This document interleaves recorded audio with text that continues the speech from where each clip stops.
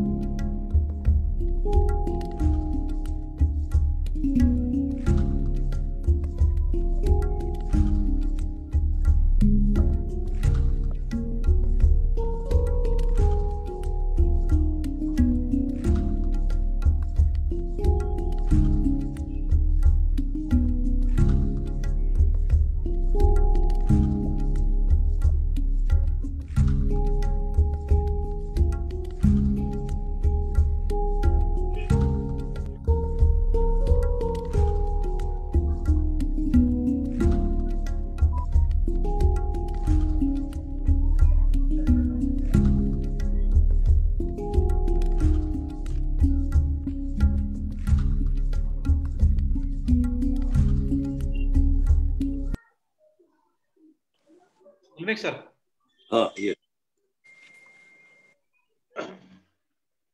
नमस्कार. Yes sir, बोला बोला, ऐकू येत आहे. नमस्कार.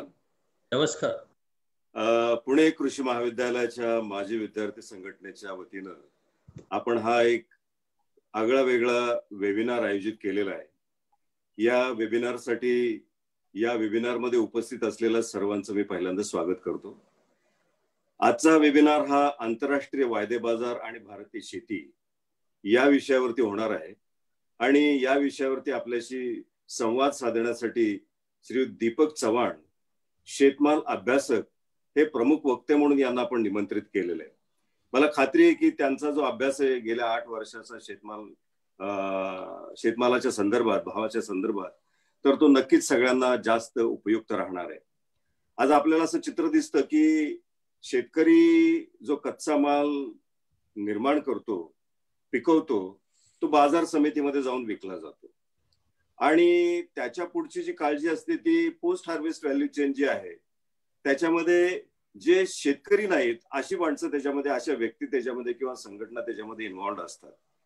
आणि दुसरी गोष्ट की जो शेतमाल आपल्याकडे जो काही पुरवठा केला जातो तर त्या पुरवठा करायच्या अगोदर जे प्री हार्वेस्ट व्हॅल्यू चेन जे असते की ज्याच्यामध्ये खतं असतील, बियाणं असतील, वित्त असतील, हे पण शेतकऱ्यांच्या ताब्यात नाही.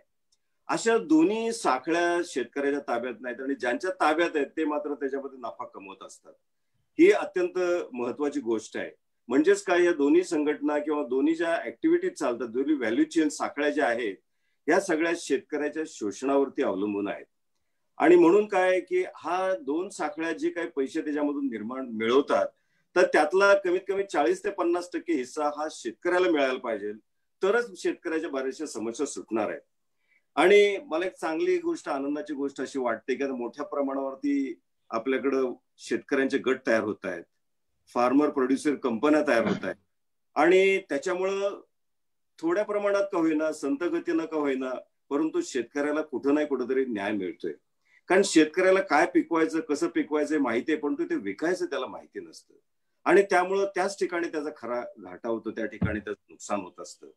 तर अशा परिस्थितीमध्ये मोठी आव्हानं आहेत. आता ह्या ज्या ऍक्टिव्हिटीज आहेत म्हणजे फार्मर प्रोड्युसर कंपन्या असतील, शेतकरी गट आहेत, हे मोठ्या प्रमाणावर गावोगावी जायला पाहिजेत. असे जर समजा झालं तर कदाचित मग आपल्याला शेतकऱ्यांना कुठेतरी त्या ठिकाणी न्याय मिळण्याची प्रक्रिया सुरू होईल. दुसरी गोष्ट अशी असते की शेतमालावरती प्रक्रिया करणाऱ्या ज्या संघटना आहेत या काय करतात की त्यांनी जो शेतकऱ्यांनी निर्माण केलेला जो कच्चा माल आहे याच्यापासून तो प्रक्रिया तयार करतात आणि तो जो माल आहे तो बाजारात विकतात. विकत असताना त्यांना स्पर्धा करावी लागते की बाहेरच्या आंतरराष्ट्रीय बाजारपेठेतून ज्या मालाची आयात होते त्या आयात होणाऱ्या मालाच्या किमतीशी त्यांना स्पर्धा करावी लागते. मग ते काय करतात की बाबा आपल्या किमती चांगल्या मिळाव्यात म्हणून मग शासनाला ते सांगतात की यांची आयात कर वाढवा, त्यांच्यावर निर्बंध घाला, म्हणजे शेतकऱ्याला आधारभाव मिळेल. म्हणजे शेतकऱ्याला आधारभाव मिळावा अशी त्याच्यामध्ये भावना नसते, परंतु ते दाखवण्याची गोष्ट असते. दुसरी गोष्ट, बऱ्याच वेळेला काय होतं, सरकारवरती दबाव निर्माण होतो आणि सरकार त्यांच्या दबावाला बळी पडतं आणि खरा बळी जातो तो शेतकरी. आता ज्या वेळेला शेतकरी चांगला शेतमाल तयार करतो त्याला निर्यात करायची असते, पण निर्यात करत असताना सुद्धा काय होते की जर समजा आपण निर्यात करत असताना शेतकऱ्याला थोडासा आधारभाव चांगला मिळावा म्हणून याला अनुदान द्या, जीएसटी कमी करा, अशा प्रकारच्या गोष्टी ही संघटना करत असतात. परंतु पर्यायानं असं चित्र दिसतं की शेतकऱ्याला खरा त्याच्यामध्ये न्याय मिळत नाही.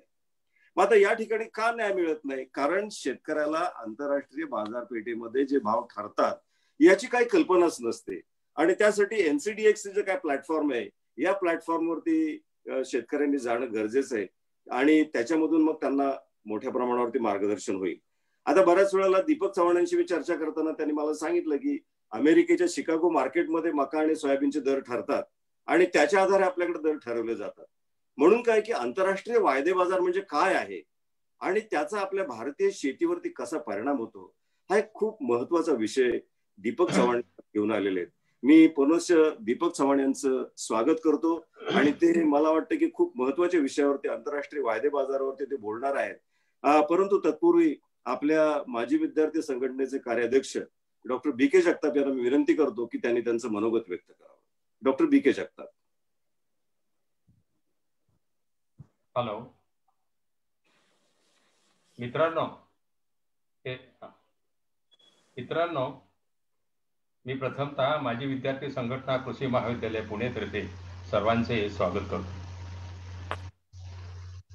आपल्याला कल्पना आहे, करोनामुळे आपणास नवीन दृष्टी मिळाली आहे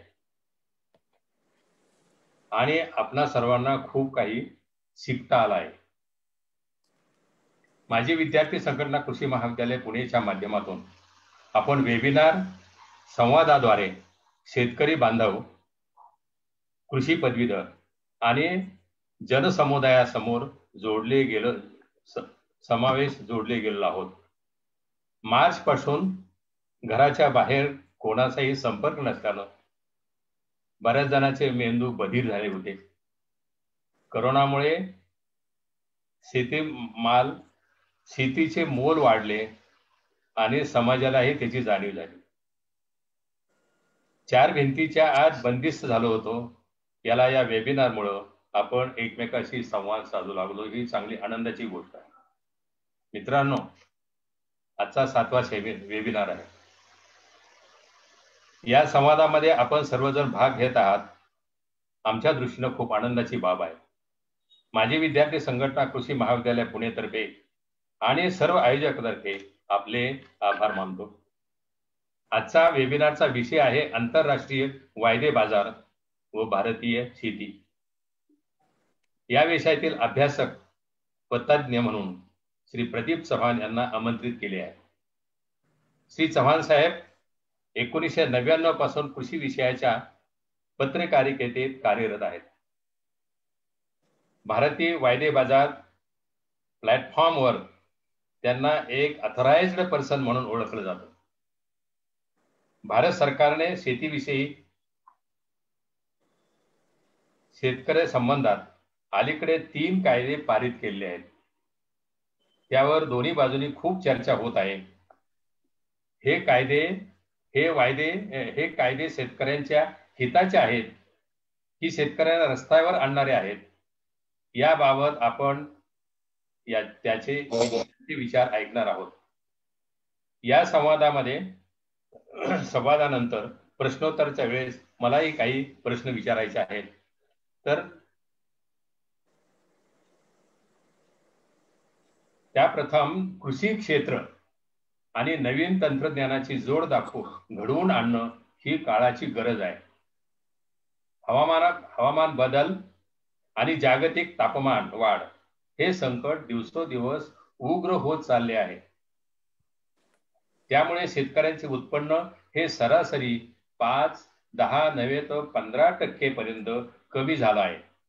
वाढत्या लोकसंख्येमुळे पोट भरण्यासाठी 2019च्या तुलनेनं 2030 पर्यंत म्हणजे जवळजवळ 10-11 वर्षांनी भारताला 5 ते 5 कोटी टन अधिक अन्न उत्पादन करण्याची आवश्यकता भासणार आहे. आज तरुण पिढी उत्साहानं शेती क्षेत्रात उतरू पाहत आहे. या कामी तरुणांचा हात आणि मेंदूचा वापर महत्वाचा ठरणार आहे. या प्रस्तावनेनंतर मी या ठिकाणी थांबतो. नमस्कार दीपक चव्हाण साहेब, आपल्याला नम्र विनंती आहे की आपण आपलं मार्गदर्शन सुरू करावं. नमस्कार सर आणि धन्यवाद doctor Jagtap sir, doctor Ulmek sir, doctor Kadam sir आणि मारणे साहेब. पुणे कृषी महाविद्यालयाच्या माजी विद्यार्थी संघटनेने आजचा वेबिनार आयोजित केलेला आहे. या व्यासपीठावर अतिशय ज्याला चांगलं वलय असलेलं हे व्यासपीठ आहे आज शेती संदर्भाने, तर त्या व्यासपीठावरनं हा विषय मांडायची एक संधी मिळते.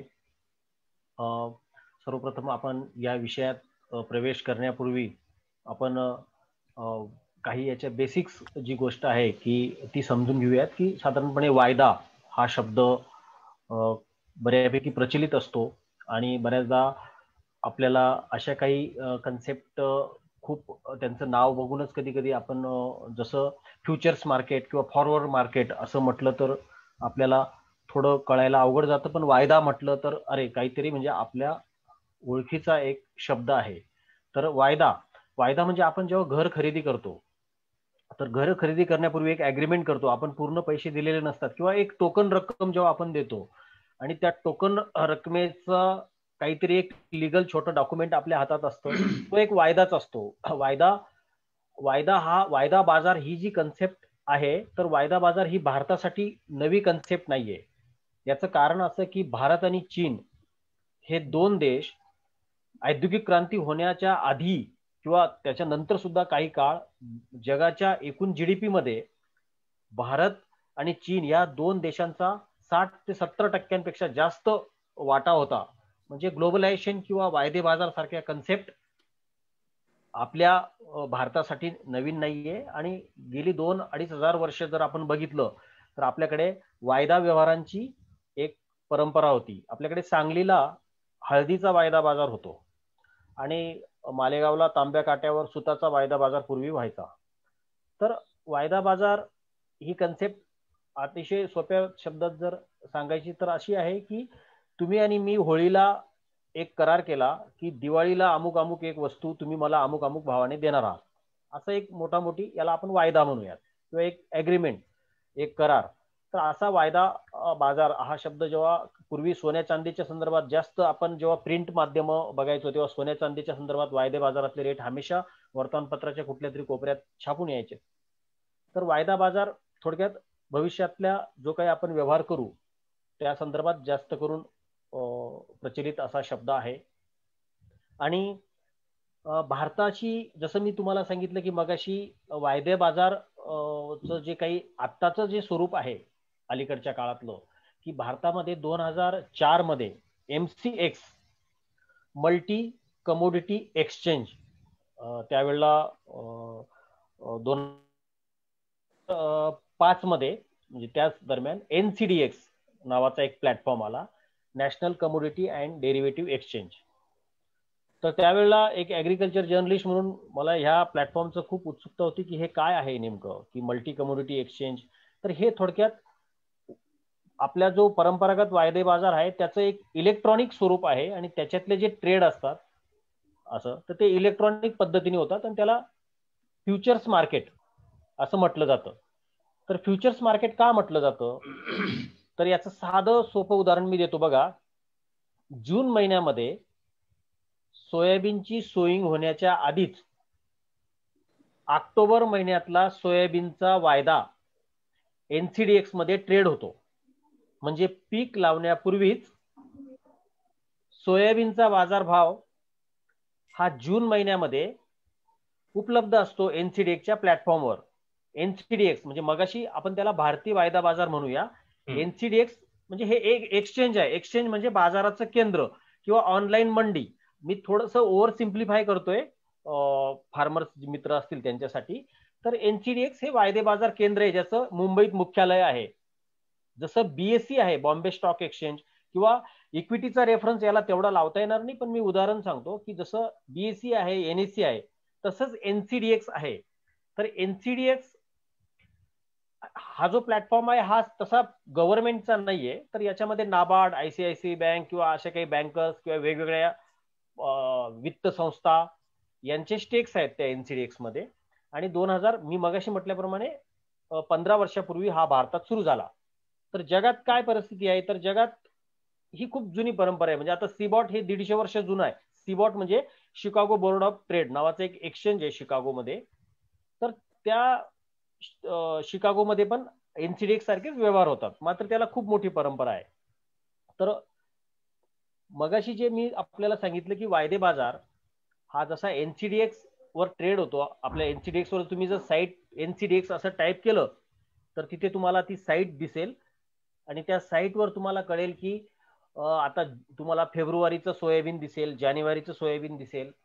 आणि मगाशी मी म्हटल्याप्रमाणे पीक लावण्यापूर्वी त्या एखाद्या पिकाचे बाजारभाव उपलब्ध असणं हे भारतीय शेतकऱ्यासाठी थोडीशी नवीन गोष्ट आहे. आणि बरं, तो सौदा काही नुसता असा ज्याला आपण आभासी नसतो, तो आपण ठरवलं तर आपण तिथं सेल करू शकतो आणि बायर बाय करू शकतो.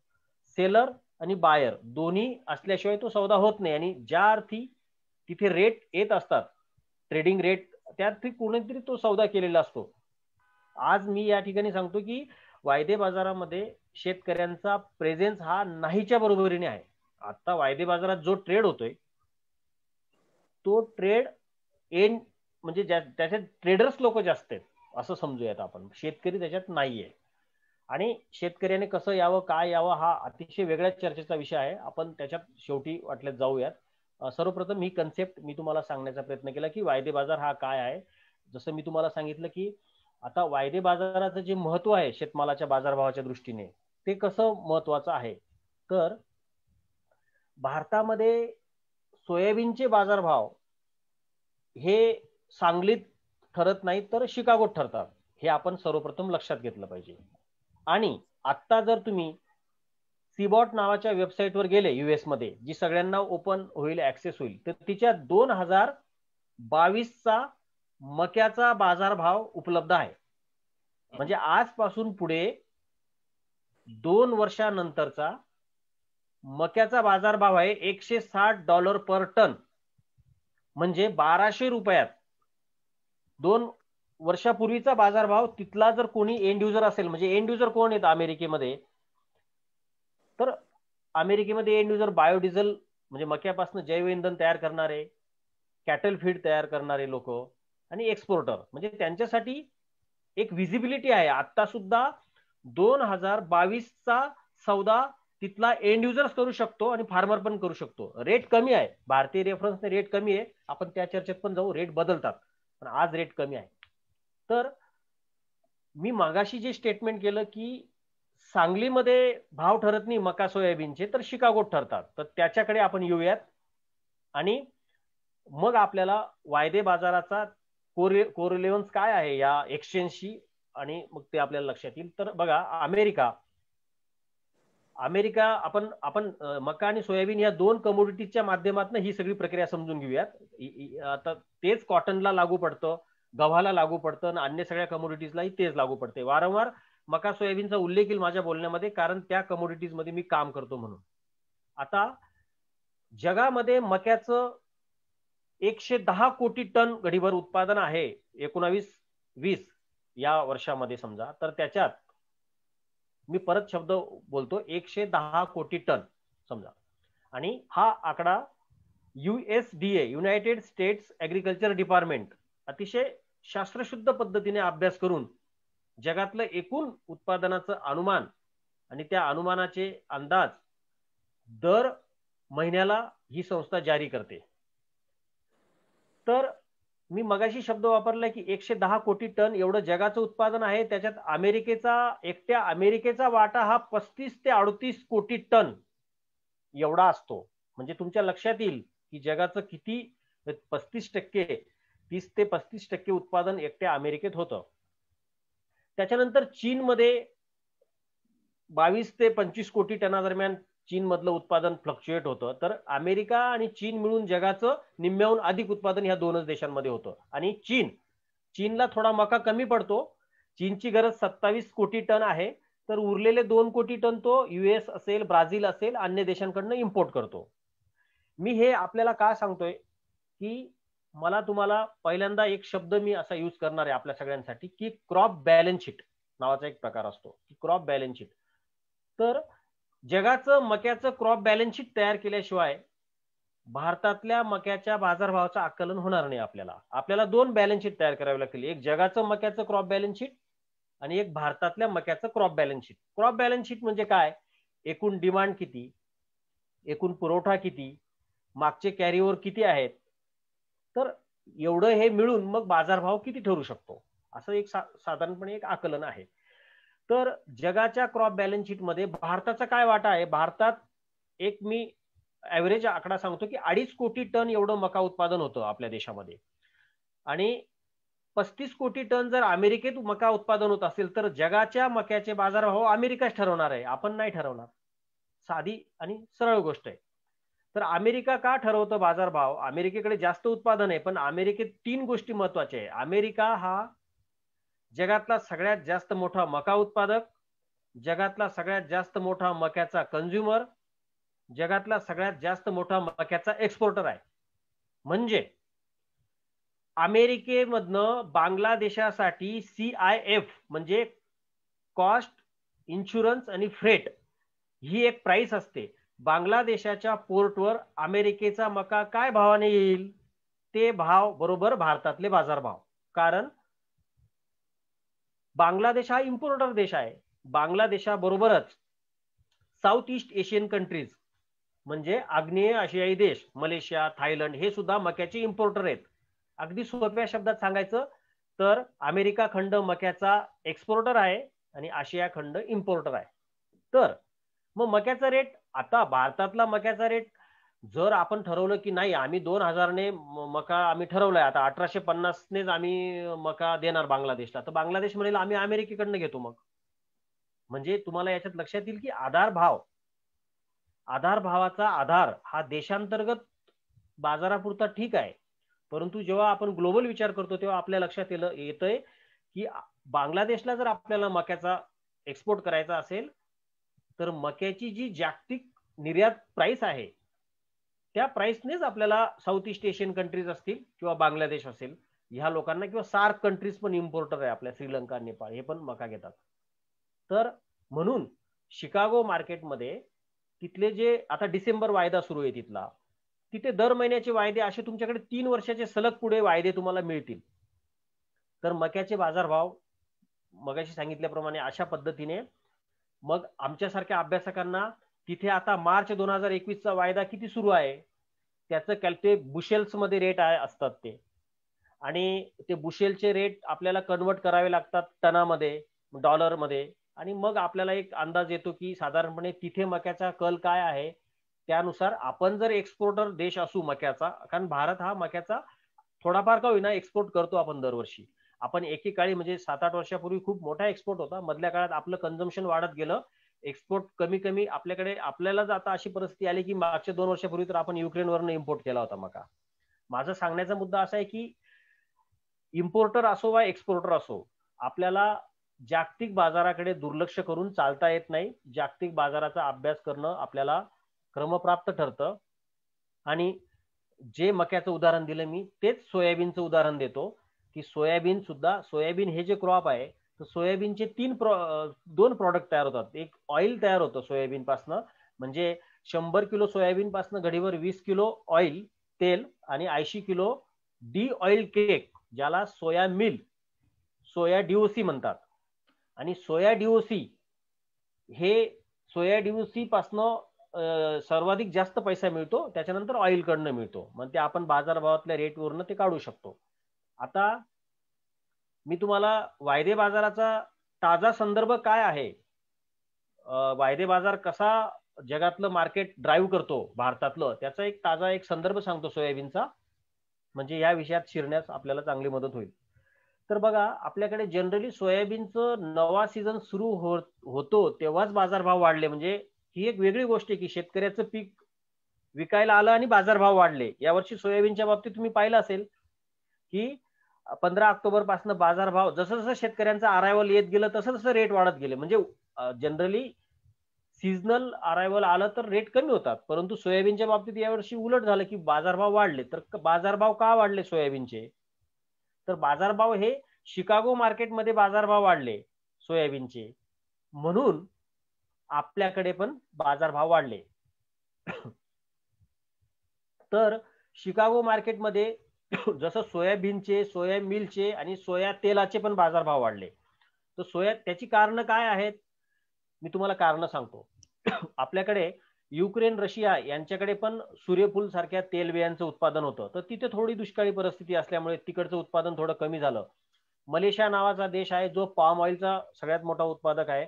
तर तिथं लॉकडाऊनमुळे तिथे मजुरांची उपलब्धता न झाल्यामुळे तिथलं पण उत्पादन पाम ऑइलचं कमी झालं. पाम ऑइलचं उत्पादन कमी झाल्याने पाम ऑइलचे रेट वाढले. पर्यायाने भारतातले सोया तेलाचे पण रेट वाढले. सोया तेलाचे रेट वाढणं म्हणजे सोयाबीनच्या बाजारभावाला आधार मिळणं. दुसरीकडे झालं असं की चीन या देशाने आपले रिझर्व जे त्यांच्याकडचे जे साठे आहेत अन्नधान्याचे, ते साठे वाढवण्याचा निर्णय घेतला आणि खूप मोठ्या प्रमाणावर अमेरिकेकडनं सोयाबीनची खरेदी सुरू केली गेल्या काही महिन्यांमध्ये.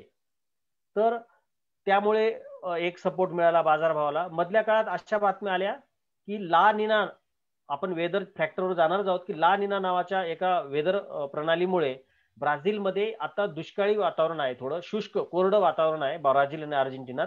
त्यामुळे तिथलं जे क्रॉप आहे सोयाबीनचं तर थोडं कमी येण्याची शक्यता आहे. अशा एकूण कारणांचा एक परिणाम म्हणून अमेरिकेतले कॅरीओव्हर स्टॉक्स अतिशय कमी होत गेलेले आणि कॅरीओव्हर स्टॉक कुठल्याही पिकाचे बाजारभाव त्याचे शिल्लक साठे जसे कमी होत जातात तसा तसा बाजारभाव वाढत जातो. तर त्यामुळे बाजारभाव हा $100 सोया मिलचे बाजारभाव वाढले किंवा सोयाबीनचे पण बाजारभाव वाढले. $100 म्हणजे एवढ्या 1.5-2 महिन्यामध्ये टप्प्याटप्प्याने. आता $100 म्हणजे 7-8 हजार आपल्या टना मागे किंवा क्विंटल मागे 700-800 रुपये. म्हणजे बघा 3800-3700 रुपये आपला सप्टेंबर एंडला जो सोयाबीनचा रेट होता तर तो बरोबर आज 4300 पर्यंत जो गेला. त्याच्यामध्ये आपल्याला क्लिअर कट अमेरिकेत जेवढे प्राइस वाढले डॉलर टनामध्ये तर तेवढं रिफ्लेक्शन त्याचं ट्रान्सलेशन भारतातल्या सोयाबीनच्या बाजारभावामध्ये आपल्याला दिसलंय. आता परत मी तुम्हाला सोयाबीनच्या क्रॉप बॅलन्स शीट कडे घेऊन जातो. जगामध्ये सोयाबीनचं किती उत्पादन होतं तर आता ताजे जे आकडे आहेत तर अमेरिकेचं कृषी खातं असं म्हणते की 36 कोटी टन एवढं सोयाबीनचं उत्पादन समजा झालं. पॉइंटमध्ये इकडे तिकडे होतात आकडे, पण मी ग्रॉसली सांगतोय. त्याच्यामध्ये ब्राझीलचा वाटा आहे. ब्राझील हा जगातला सगळ्यात जास्त सोयाबीन पिकवणारा देश आहे. तर ब्राझीलचा वाटा आहे 12 कोटी टन. अमेरिकेचा वाटा आहे 10 कोटी टन. अर्जेंटिनाचा वाटा आहे 5.5 कोटी टन. तुम्हाला असं दिसेल की 36 कोटी टनामध्ये अमेरिकाच म्हणजे अमेरिका आणि साऊथ अमेरिका म्हणजे सबंध अमेरिका खंडाचा वाटा हा 80% जास्त आहे. आणि आणखीन एक परत मी महत्वाची गोष्ट अशी सांगेल की अमेरिका खंड हा सोयाबीनचा निर्यातदार आहे आणि आशिया खंड हा आयातदार आहे. तर चीनचं उदाहरण देऊन सांगतो मी तुम्हाला. चीनची वार्षिक गरज सोयाबीनची 12.5 कोटी टनापर्यंत, 12 ते म्हणजे असं समजा की 11 ते 12 कोटी टनापर्यंत एवढी गरज असते एकट्या चीनची. तर चीनमध्ये फक्त 1.5 कोटी टन एवढंच सोयाबीन पिकतं. उरलेलं 10 कोटी टन हा चीन देश ब्राझील आणि अमेरिकेकडनं इम्पोर्ट करतो. आणि त्यामुळे चीनची खरेदी किंवा चीन मधलं जे एकूण वातावरण आहे, चीनची जी धोरणं आहेत त्याच्यावर सोयाबीनचा बाजारभाव चालतो. आता आपण जगाचं जे क्रॉपचं उत्पादन बघितलं त्याच्यात भारताचा आपण वाटा बघूया किती आहे. भारतामध्ये यंदाचा अनुमान सर्वसाधारणपणे 1 कोटी टन म्हणजे 100 लाख टन एवढं उत्पादन येईल असं अनुमान भारतामध्ये तेलबिया गाळप क्षेत्रात ज्या संघटना काम करतात त्यांचं अनुमान आहे. गव्हर्नमेंटचं अनुमान थोडं जास्त असतं. तर गव्हर्नमेंटचं अनुमान 130 लाख टनापर्यंत आहे. परंतु ह्या संघटना स्वतः क्रशिंग करतात त्यामुळे यांचं अनुमान पण आपल्याला ग्राह्य धरावं लागतं आणि बऱ्याचदा बाजारभावाच्या संदर्भाने तेच बरोबर उतरतं. तर 1 कोटी टन एवढं उत्पादन आहे. आता 36 कोटी टनामध्ये 1 कोटी टन म्हणजे जगाचं 3% सुद्धा सोयाबीन आपल्याकडे पिकत नाही. पण मार्केट किती विशाल आहे. तर आज भारतातली मी हे सगळं जे काही मांडणी करतोय त्याच्यामधनं मला एक सांगायचं आहे की आपल्या अन्नधान्यांचे रेट हे भारतात नाही ठरत तर हे भारताच्या बाहेर ठरतात. म्हणून आपल्याला जगाच्या बाजारपेठेचा अभ्यास करणं हे क्रमप्राप्त होतं आणि अल्टिमेटली ही जी सगळी चर्चा करतोय आपण, हिचा संबंध कोणाशी आहे तर शेतकऱ्याशी आहे. तर शेतकऱ्याला परत सोप्या शब्दामध्ये आपल्याला काहीतरी एक सांगावं लागणार आहे की कुठलं पीक किती केव्हा विकायला पाहिजे किंवा नाही विकायला पाहिजे.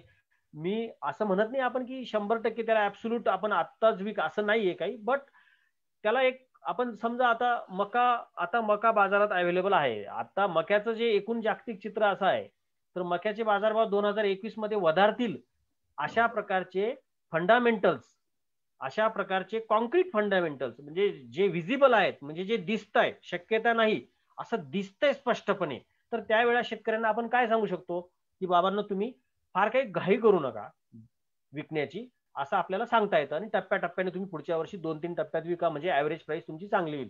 तर एवढं तर नक्की आपल्याला सांगता येतं. जसं 2019ला आपण जे कांद्याच्या बाबतीत केलं होतं की दुष्काळी कंडिशनमुळे आपल्याला दिसत होतं की कांद्याचा सप्लाय हा कमी आहे ऍज पर आपल्या डोमेस्टिक डिमांड. तर तसं झालं की भाव वाढले नंतर. माझा मुद्दा असा आहे की शेतकऱ्यांना ही जी सगळी चर्चा आहे वायदे बाजाराची, ही आपण शेतकऱ्यांसाठी करतोय. आणि जागतिक वायदे बाजार आणि आपला काय संबंध आहे शेतकरी समुदायाचा आणि शेतकरी समाजाचा. आणि मगाशी सरांनी जो उल्लेख केला, जगताप सरांनी आणि उल्मेक सरांनी पण आपल्या व्हॅल्यू चेनचा जो उल्लेख केला, त्या व्हॅल्यू चेन मध्ये म्हणजे आपल्याला पिकवल्यानंतरचा आपल्या हातात काहीच नाही, त्यातलं मार्केट इंटेलिजन्स हा पण असा भाग आहे की आपल्या हातात काहीच नाही. म्हणजे आपण हेल्पलेस आहोत, आपल्याला काहीच कळत नाही की काय चाललंय. तर आपल्याला अशी तक्रार करून चालणार नाही, आता आपल्याला काहीच कळत नाही तर आपल्याला कोणाला तरी ते काम करावं लागणार आहे, कुणाला तरी तो अभ्यास करावा लागणार आहे. आणि कुणाला तरी आपल्या आकलनाप्रमाणे माझा स्वतःला जेवढे रिसोर्सेस उपलब्ध आहेत, मी म्हणत नाही परफेक्ट आहे, पण मला जे रिसोर्सेस आहेत तेवढ्याच्या आधारे मी प्रयत्न करतो सांगण्याचा की असं असं आहे. याच्यात काळजी एक घ्यावी लागते की नुकसान नाही व्हायला पाहिजे कोणाचं, त्यामुळे कधी कधी न सांगणं हे सुद्धा चांगलं स्ट्रॅटेजी असते. पण ज्या वेळेला माझ्यासारख्याला एक व्हिजिबिलिटी येते तेव्हा मी नक्की ठामपणे सांगतो. मी ह्या प्लॅटफॉर्मवरून सांगतो की माझी फेसबुक पोस्ट आहे 4 ऑक्टोबरची, तिथे लिहिले स्पष्टपणे की सोयाबीन विकण्याची घाई करू नये. आणि नंतर 700-800 रेट वाढले. मला सांगण्याचा मुद्दा असा आहे की मला जे काही सांगायचं आहे त्याचे डॉक्युमेंटेड एव्हिडन्स शिवाय एकही वाक्य एकही रेफरन्स सांगणार नाही. आणि सांगणं चुकीचं आहे. आणि ज्या नॉलेजचं मॉनिटायझेशन होत नाही, म्हणजे मी काही कंपन्यांना थोडीफार सेवा देतो तर त्यांच्या बॅलन्स शीट मध्ये जर त्याचं रिफ्लेक्शन नाही दिसलं तर त्या बोलण्याला काही अर्थ नाही. त्यामुळे वायदे बाजाराची मी जी काही चर्चा करतोय ती अत्यंत गंभीर आहे आणि तिला पुराव्याचा आधार आहे. मागची 8 वर्षे मी जे काही काम केले त्याच्यामध्ये, आणि मी पण शिकतोय, दरवर्षी शिकतोय. असं काही नाही की आपण नाही, आपण शिकत जातो. आणि मगाशी म्हटल्याप्रमाणे वायदे बाजार ही अशी विद्याशाखा आहे, त्यातही फ्युचर्स मार्केट ही अशी विद्याशाखा आहे की जिचं आज भारतीय आपल्या अभ्यासक्रमांमध्ये तिचा कसा अभ्यास करायला पाहिजे, त्याचे फंडामेंटल्स काय असतात, क्रॉप बॅलन्स शीट कसं मांडायचं, आणि हा एकूणच अभ्यास करणाऱ्या जे काही ज्ञान देणारी शाखा असा कुठलाही अभ्यासक्रम आता असा कॉन्क्रीट नाहीये. माझ्या मते तो 2 ते 3 वर्षाचा अभ्यासक्रम पाहिजे. आणि तो भविष्यात आपल्याला गरज त्याची लागणार पण आहे. कारण आपल्याकडे 50 प्रकारची क्रॉप आहेत, म्हणजे 25-26 हॉर्टिकल्चर क्रॉप आहेत आणि नॉन हॉर्टिकल्चर क्रॉप जे आहेत, काही अॅनिमल ऍग्रिकल्चर मधले जे मीट आहे, मिल्क आहे, अंड आहे, याचा पण आपल्याला अभ्यास करावा लागणार आहे. आणि ग्रेन्स, ऑइल सीड, कॉटन असेल, या सगळ्या कमोडिटीचा आपल्याला अभ्यास यासाठी करावा लागणार आहे की आपल्याला शेतकऱ्यांना एक गायडन्स देता आला पाहिजे मिनिमम. आज अशी परिस्थिती आहे की गव्हर्नमेंट लेवलला अशा प्रकारचा गायडन्स आपल्याला अवेलेबल नाहीये. जो गायडन्स अमेरिकेतलं USDA आज देते, युनायटेड स्टेट्स ऍग्रिकल्चर डिपार्टमेंट, दर महिन्याला ग्लोबल डिमांड सप्लाय रिपोर्ट जारी करतात. त्या रिपोर्टमध्ये अतिशय स्वच्छ शब्दामध्ये त्यांनी गायडन्स दिलेलं असतं. मला असं वाटतं की आपला जो फार्मर आहे 60, म्हणजे आपण जे काही आकडे देतो 58 ते 60% आपलं जे अवलंबून आहे, तर त्याच्यासाठी अशा प्रकारची सुविधा असली पाहिजे. ह्या चर्चेच्या माध्यमातून मेसेज पोहोचवण्याचा आणि ते काम आपल्याला करावं लागणार आहे. कारण आपल्याला प्लॅटफॉर्म अवेलेबल आहेत. म्हणजे आता तक्रार करायला जागा नाहीये की सीबॉट तर सगळ्यांना अवेलेबल आहे, NCDX सगळ्यांना अवेलेबल आहे, आपल्याला तिथे रेट दिसतात. हे प्लॅटफॉर्म आपल्याला जरी नाही ट्रेड करायचा पण याचा आपण अर्थ कसा लावू शकतो, आपण कसा अभ्यास करू शकतो. मी एखाद्या दुसऱ्या कमोडिटीत अभ्यास करतो, परंतु सगळ्यांनी सगळ्या कमोडिटीज मध्ये, म्हणजे जे ऍग्रिकॉस जे आता शेती करतायत त्यांच्यासाठी तर टोमॅटो असेल, कांदा असेल, प्रत्येक पिकाचा अभ्यास करायला पाहिजे. आणि त्यातला वायदे बाजार हे एक इन्स्ट्रुमेंट आहे, की एक साधन आहे, की आपल्याला कॉटन असेल, शुगर असेल, व्हेज ऑइल्स म्हणजे सगळ्या प्रकारची खाद्यतेल असतील, तेलबिया असतील, गहू असेल, ह्या सगळ्यांचं ट्रॅक करण्याचं एक साधन आहे. हा आपला एक भाग झाला. आपण मला ह्या दुसऱ्या पार्टमध्ये आपल्याला बाजारभाव कसे ठरतात हे अगदी 5 मिनिटांमध्ये तुम्हाला एक संक्षेपाने मी प्रयत्न करतो, की बाजारभाव ठरण्यामध्ये काय काय गोष्टी असतात. बऱ्याचदा आपल्याला आकलन होत नाही की एवढा बाजारभाव का उठापटक होते, का कमी अधिक होतात. तर त्याचा आपण प्रयत्न करूया, की 3 गोष्टी फार महत्वाच्या असतात बाजारभाव ठरण्यामध्ये. एक म्हणजे वेदर. मित्रांनो, तुम्ही आजच्या लेक्चर मधनं कुठलीही गोष्ट नाही घेतली, एवढी एक गोष्ट घेतली तरी पुष्कळ आहे, की आपलं बेसिकली ऍग्रिकल्चर मार्केट हे बेसिकली वेदर मार्केट आहे. हे वेदर ड्रिव्हन आहे. वेदर इतका इन्फ्लुएन्स करणारा घटक कोणीही नाहीये. कांद्याचं उदाहरण माहिती आहे यावर्षी सगळ्यांना. जे मित्र आता आपण पण कांद्यावर लिहितो, वाचतो, बोलतो, थोडासा कांद्याचा विषय याच्यात नाही आहेत, बट तर वेदर, ज्या वेदरने आपल्याकडे 212 लाख टन कांदा उत्पादन होईल असा आपल्या फलोत्पादन ऍग्रिकल्चर मिनिस्ट्रीचा अनुमान होतो. ऑल टाइम हाय रबी ओनियनचं उत्पादन होईल आणि डिसेंबर एंड पर्यंत पुरेल एवढी इन्व्हेंटरी आपल्या देशात राहील. तर प्रत्यक्षात काय झालं, की आपलं खरीप क्रॉप पूर्णपणे 70-80% खराब झालं आणि जो 212 लाख टन मधला 70-80 लाख टन आपण स्टॉक केला होता किंवा त्याच्या आधीचा पण स्टॉक हा अति आर्द्रता, अति उष्णता, अति पावसाने तो डॅमेज झाला, त्याचं डिहायड्रेशन झालं, तो सडला, म्हणजे इन्व्हेंटरी खराब झाली आपली.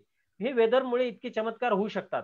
माझा मुद्दा की वेदर बाजारभाव ठरवण्यात, जसं मी तुम्हाला म्हणालो की आता ला निनामुळे ब्राझील मधल्या मका आणि सोयाबीन क्रॉपला फार मोठा धोका आहे. तर ला निना ही वेदर काय भविष्यात इम्पॅक्ट करते, तर वेदर हा फार मोठा घटक असतो. 2012ला मी जेव्हा काम सुरू केलं तेव्हा अमेरिकेमध्ये 52 वर्षातला सर्वाधिक जास्त मोठं शुष्क किंवा दुष्काळी तिथे कोरडं हवामान होतं तिथल्या पिकाला. त्यामुळे त्यावेळेला तुम्हाला आठवत असेल तर 12-13ला सोयाबीनचा रेट 5,000 झालेला आपल्याकडे भारतात सुद्धा. त्याच्यानंतर 5,000ला टच करण्याची कदाचित यावर्षी पहिलीच वेळ असू शकते. आता 45च्या आसपास किमती गेलेल्या आहेत. तर 2012ला जसं अमेरिकेत दुष्काळ होता, त्या 52 वर्षाचा सर्वाधिक कोरडं वर्ष होतं ते अमेरिकेतलं, तसंच वेदर जगभरामध्ये वेदर भाव ठरवतं. भाव ठरवण्यामध्ये वेदरचा खूप मोठा सहभाग असतो. तर माझी विनंती आहे, प्रत्येक तालुक्याला, प्रत्येक ऍग्रिकॉसने, प्रत्येक इंजिनियर्सने जो शेतीत उतरलाय त्याने वेदरचा अभ्यास करून आपल्या आपल्या पंचकृषी पुरतं मोफत हे सांगण्याची गरज आहे. आता प्रत्येक गोष्टीचे पैसे नाही होऊ शकत, प्रत्येक गोष्ट नाही होऊ शकत. शेतकऱ्यांसाठी काही गोष्टी या कराव्या लागणार आहेत. जे जे टेक्नोक्रॅट लोक फार्मिंग करतात त्यांच्यासाठी मी पर्टिक्युलरली सांगतोय वेदर. दुसरा मुद्दा, जसं वेदर मी तुम्हाला सांगितलं की वेदर भाव ठरवतो. यावर्षी बघा आपल्याकडे 125 लाख टन सोयाबीन मिळेल एवढी परिस्थिती होती, परंतु सप्टेंबर मध्ये मध्य प्रदेशमध्ये पाऊस झाला आणि मध्य प्रदेश आणि महाराष्ट्रात भारतातलं 90% सोयाबीन क्रॉप या दोन राज्यातच पिकतं. तर मध्य प्रदेशमध्ये 55 लाख हेक्टरवर सोयाबीनचा सोईंग होतं आणि तिथलं बघा सप्टेंबरच्या पावसाने खूप खराब केलं तिथलं. आणि एमपीची क्रॉप साईज कमी झाली, म्हणजे अक्षरशः 42-43 लाख टनच उत्पादन होईल. आणि महाराष्ट्र सरप्राइझिंगली सेकंड नंबर आहे. तर महाराष्ट्रामध्ये 43 लाख हेक्टरवर यावर्षी सोईंग झालेलं. तर महाराष्ट्रात 45 लाख टन उत्पादनाचा अनुमान आहे. म्हणजे एमपीच्या पुढे महाराष्ट्र आहे. म्हणजे महाराष्ट्र यावर्षी 1 नंबरला आहे. तर का गेला महाराष्ट्र 1 नंबरला, की एमपीतलं क्रॉप खराब केलं ऐन वेळेला. म्हणजे आता जी काही बाजारभावात वाढ दिसते आपल्याला सोयाबीन मध्ये, त्यामध्ये आपला लोकल वेदर एलिमेंट सुद्धा कारणीभूत आहे. त्यामुळे वेदरवर लक्ष ठेवून असलं पाहिजे आपण सगळ्यांनी. हा एक भाग. दुसरा भाग मित्रांनो, कुठल्याही कमोडिटीचे बाजारभाव ठरण्यामागे आहे जागतिक राजकारण. तुम्ही म्हणाल की अरे हे कसं काय, जागतिक राजकारण कसं काय? तर जागतिक राजकारणामुळे, जागतिक राजकारण हे खूप जास्त प्रमाणात इन्फ्लुएन्स करतं. मी तुम्हाला एक उदाहरण देतो. इराण नावाचा देश आहे, आपल्याला माहिती आहे. इराणचा एक अणु कार्यक्रम राबवतो इराण. त्या अण्वस्त्र कार्यक्रमाला अमेरिकेचा फार विरोध असतो. मग कधी कधी अमेरिकेला तिथल्या कुठल्या राष्ट्राध्यक्ष बदलला तशी धोरणं बदलतात. 2012 मध्ये तिथल्या राष्ट्राध्यक्षांनी ठरवलं की इराणवर सँक्शन्स टाकायचे. सँक्शन्स म्हणजे निर्बंध. इराणच्या बँकांना, ट्रेडर्सना व्यवहार करता येणार नाही अशा प्रकारचे निर्बंध लादायचे. त्यामुळे इराणला काय झालं की त्यावर्षी अचानक तिथल्या पोल्ट्री इंडस्ट्रीला किंवा तिथल्या कॅटल फीड इंडस्ट्रीला सोया मिल मिळणं बंद झालं आणि त्यांनी एकाएक भारताकडे मागणी नोंदवली. तर त्यावेळेला जागतिक किमतींपेक्षा 20% किमती आपल्या सोयाबीनला जास्त मिळाल्या, कारण इराणने अचानक आपल्याकडे मागणी नोंदवली. ते म्हणाले की आम्हाला अमेरिका खंडात मिळतच नाही सोयाबीन, तर तुम्ही द्या आता. आणि अचानक आपल्या सोयाबीनला भाव आला. म्हणजे अमेरिकेच्या राष्ट्राध्यक्षांनी भारतीय शेतकऱ्यांवर अशा प्रकारे कृपा केली इराणवर सँक्शन्स टाकून. तर जागतिक राजकारण कसं प्ले करतं तुम्हाला एक लक्षात आलं असेल. मध्यंतरी मलेशियावर आपण तिथल्या पाम ऑइलवर निर्बंध टाकले होते बघा, तुम्हाला आठवत असेल तर. तर जागतिक राजकारण जसं आता अमेरिका आणि चीन याच्यामध्ये ट्रेड वॉर हा शब्द आपल्याला पेपरामध्ये आपण कुठेतरी वाचला असेल, माध्यमामध्ये. आपली मराठी माध्यमं फार काही या गोष्टींची चर्चा करत नाही. खरं तर आश्चर्य असं आहे की आपली रोजीरोटी ज्या क्रॉप्सवर आहे त्या क्रॉप्सवर आपल्या माध्यमांमध्ये, कुठलंही माध्यम असू दे, त्याच्यावर फारशी चर्चा होत नाही. तर ती व्हायला पाहिजे असं मला वाटतं. तर अमेरिका आणि चीन यांचं जे ट्रेड वॉर झालं, तर त्या ट्रेड वॉर मध्ये अमेरिकेने त्यांचा जो काही, चीनने अमेरिकेकडनं जो काही सोयाबीन येतो किंवा मका येतो त्याच्यावर जास्तीचं त्यांनी कर टाकलेले होते. आणि अशा प्रकारच्या कर टाकल्यामुळे, मागे घेतल्यामुळे सुद्धा बाजारभावामध्ये चढ उतार होतो. साखरेचं उदाहरण आपल्याला माहितीच आहे की त्या त्या देशाची जी बऱ्याचदा राजकीय इक्वेशनमुळे बऱ्याचदा बाजारभावावर खूप कमी अधिक परिणाम होतो. त्यामुळे ग्लोबल राजकारण हा पार्ट आपल्याला आता बायडन नावाचे जे राष्ट्राध्यक्ष आलेत ते बायोडिझेलच्या धोरणासाठी ते पूरक आहेत. म्हणजे बायोडिझेल हा त्यांचा आवडता पार्ट आहे. तो थोडंसं ते पर्यावरणवादी आहेत. त्यामुळे डर्टी ऑइल आणि हे चांगलं ऑइल असं तिथे एक चर्चा असते. तर त्यामध्ये बायडन यांचं बायोडिझेलला समर्थन असल्यामुळे मका आणि सोयाबीनचा बायोडिझेलसाठी उपयोग वाढणार आहे. त्यामुळे सुद्धा मका सोयाबीनच्या बाजारभावाला एक चांगला सपोर्ट मिळेल. म्हणजे अशा प्रकारचे तर्कट लॉजिक हे नेहमी बाजारात नॅरेटिव्ह प्राइस सेट करण्यासाठी नेहमी उपयोगात आणले जातात. तर राजकारण सुद्धा हा वर्ज्य नसावा कमोडिटीच्या अभ्यासामध्ये. आणि तिसरा महत्वाचा पार्ट आहे ज्याच्यामुळे बाजारभाव ठरतात मोठी, तर तो आहे गव्हर्नमेंटचे इंटरव्हेन्शन किंवा गव्हर्नमेंटच्या पॉलिसीज. बऱ्याचदा या मार्केटला पॉलिसी मार्केट असं म्हणतात कधी कधी. पॉलिसीज म्हणजे काय की आता बघा, आपण काय ठरवलं की मोझाम्बिक वरनं आपण 5 वर्षाचा करार केलाय की मोझाम्बिक वरनं, म्हणजे आधीच्या कराराला मुदतवाढ दिली आणि मोझाम्बिक वरनं आपण तूर पुढच्या 5 वर्षासाठी पण तूर आपण इम्पोर्ट करणार आहोत 2 लाख टन प्रति वर्ष असं. आता गव्हर्नमेंटच्या एका पॉलिसीमुळे आणि तुरीच्या आयातीला गव्हर्नमेंटने ओपन केल्यामुळे झालं असं की आपल्या तुरीचे भाव गेल्या महिन्याभरामध्ये किती कमी झाले. आता तर आपलं नवीन अरायवल येईल, तर नवीन अरायवल येण्याआधी गव्हर्नमेंटने जे निर्णय घेतलेत, म्हणजे गव्हर्नमेंट एकीकडे म्हणते की आम्हाला शेतकऱ्यांचं उत्पन्न वाढवायचं आहे, आपल्याला आत्मनिर्भर करायचं आहे. हा राजकीय व्यासपीठ नाहीये, पण ही वस्तुस्थिती आहे की गव्हर्नमेंट म्हणते की, आणि दुसरीकडे गव्हर्नमेंटने इम्पोर्ट खुला केला डाळींचा. इव्हन पुढच्या 5 वर्षाचे करार सुद्धा केले.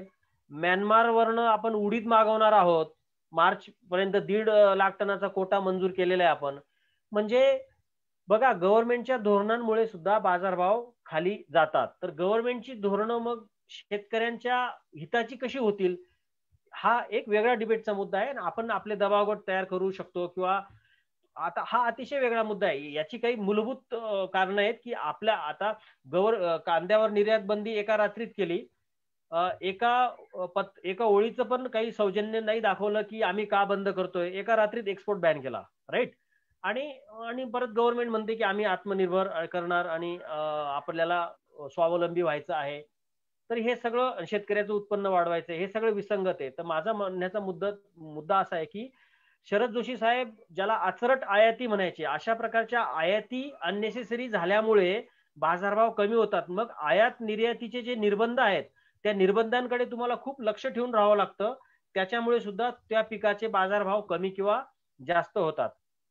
तर मला वाटतं हे अलीकडच्या काळातली ही उदाहरणं आपल्या सगळ्यांच्या लक्षात असतील. आणि भारताने जर आज तुम्हाला एक उदाहरण देतो की इंडोनेशिया, मलेशियामध्ये तिथले जे काही कमोडिटी एक्सचेंजेस आहेत पाम ऑइल संदर्भातले, तर भारताने जर उद्या जाऊन पाम ऑइलचा आयात कर कमी केला तर तिथल्या वायदे बाजारामध्ये त्यातले भाव वाढतील, तिथल्या कमोडिटीजचे.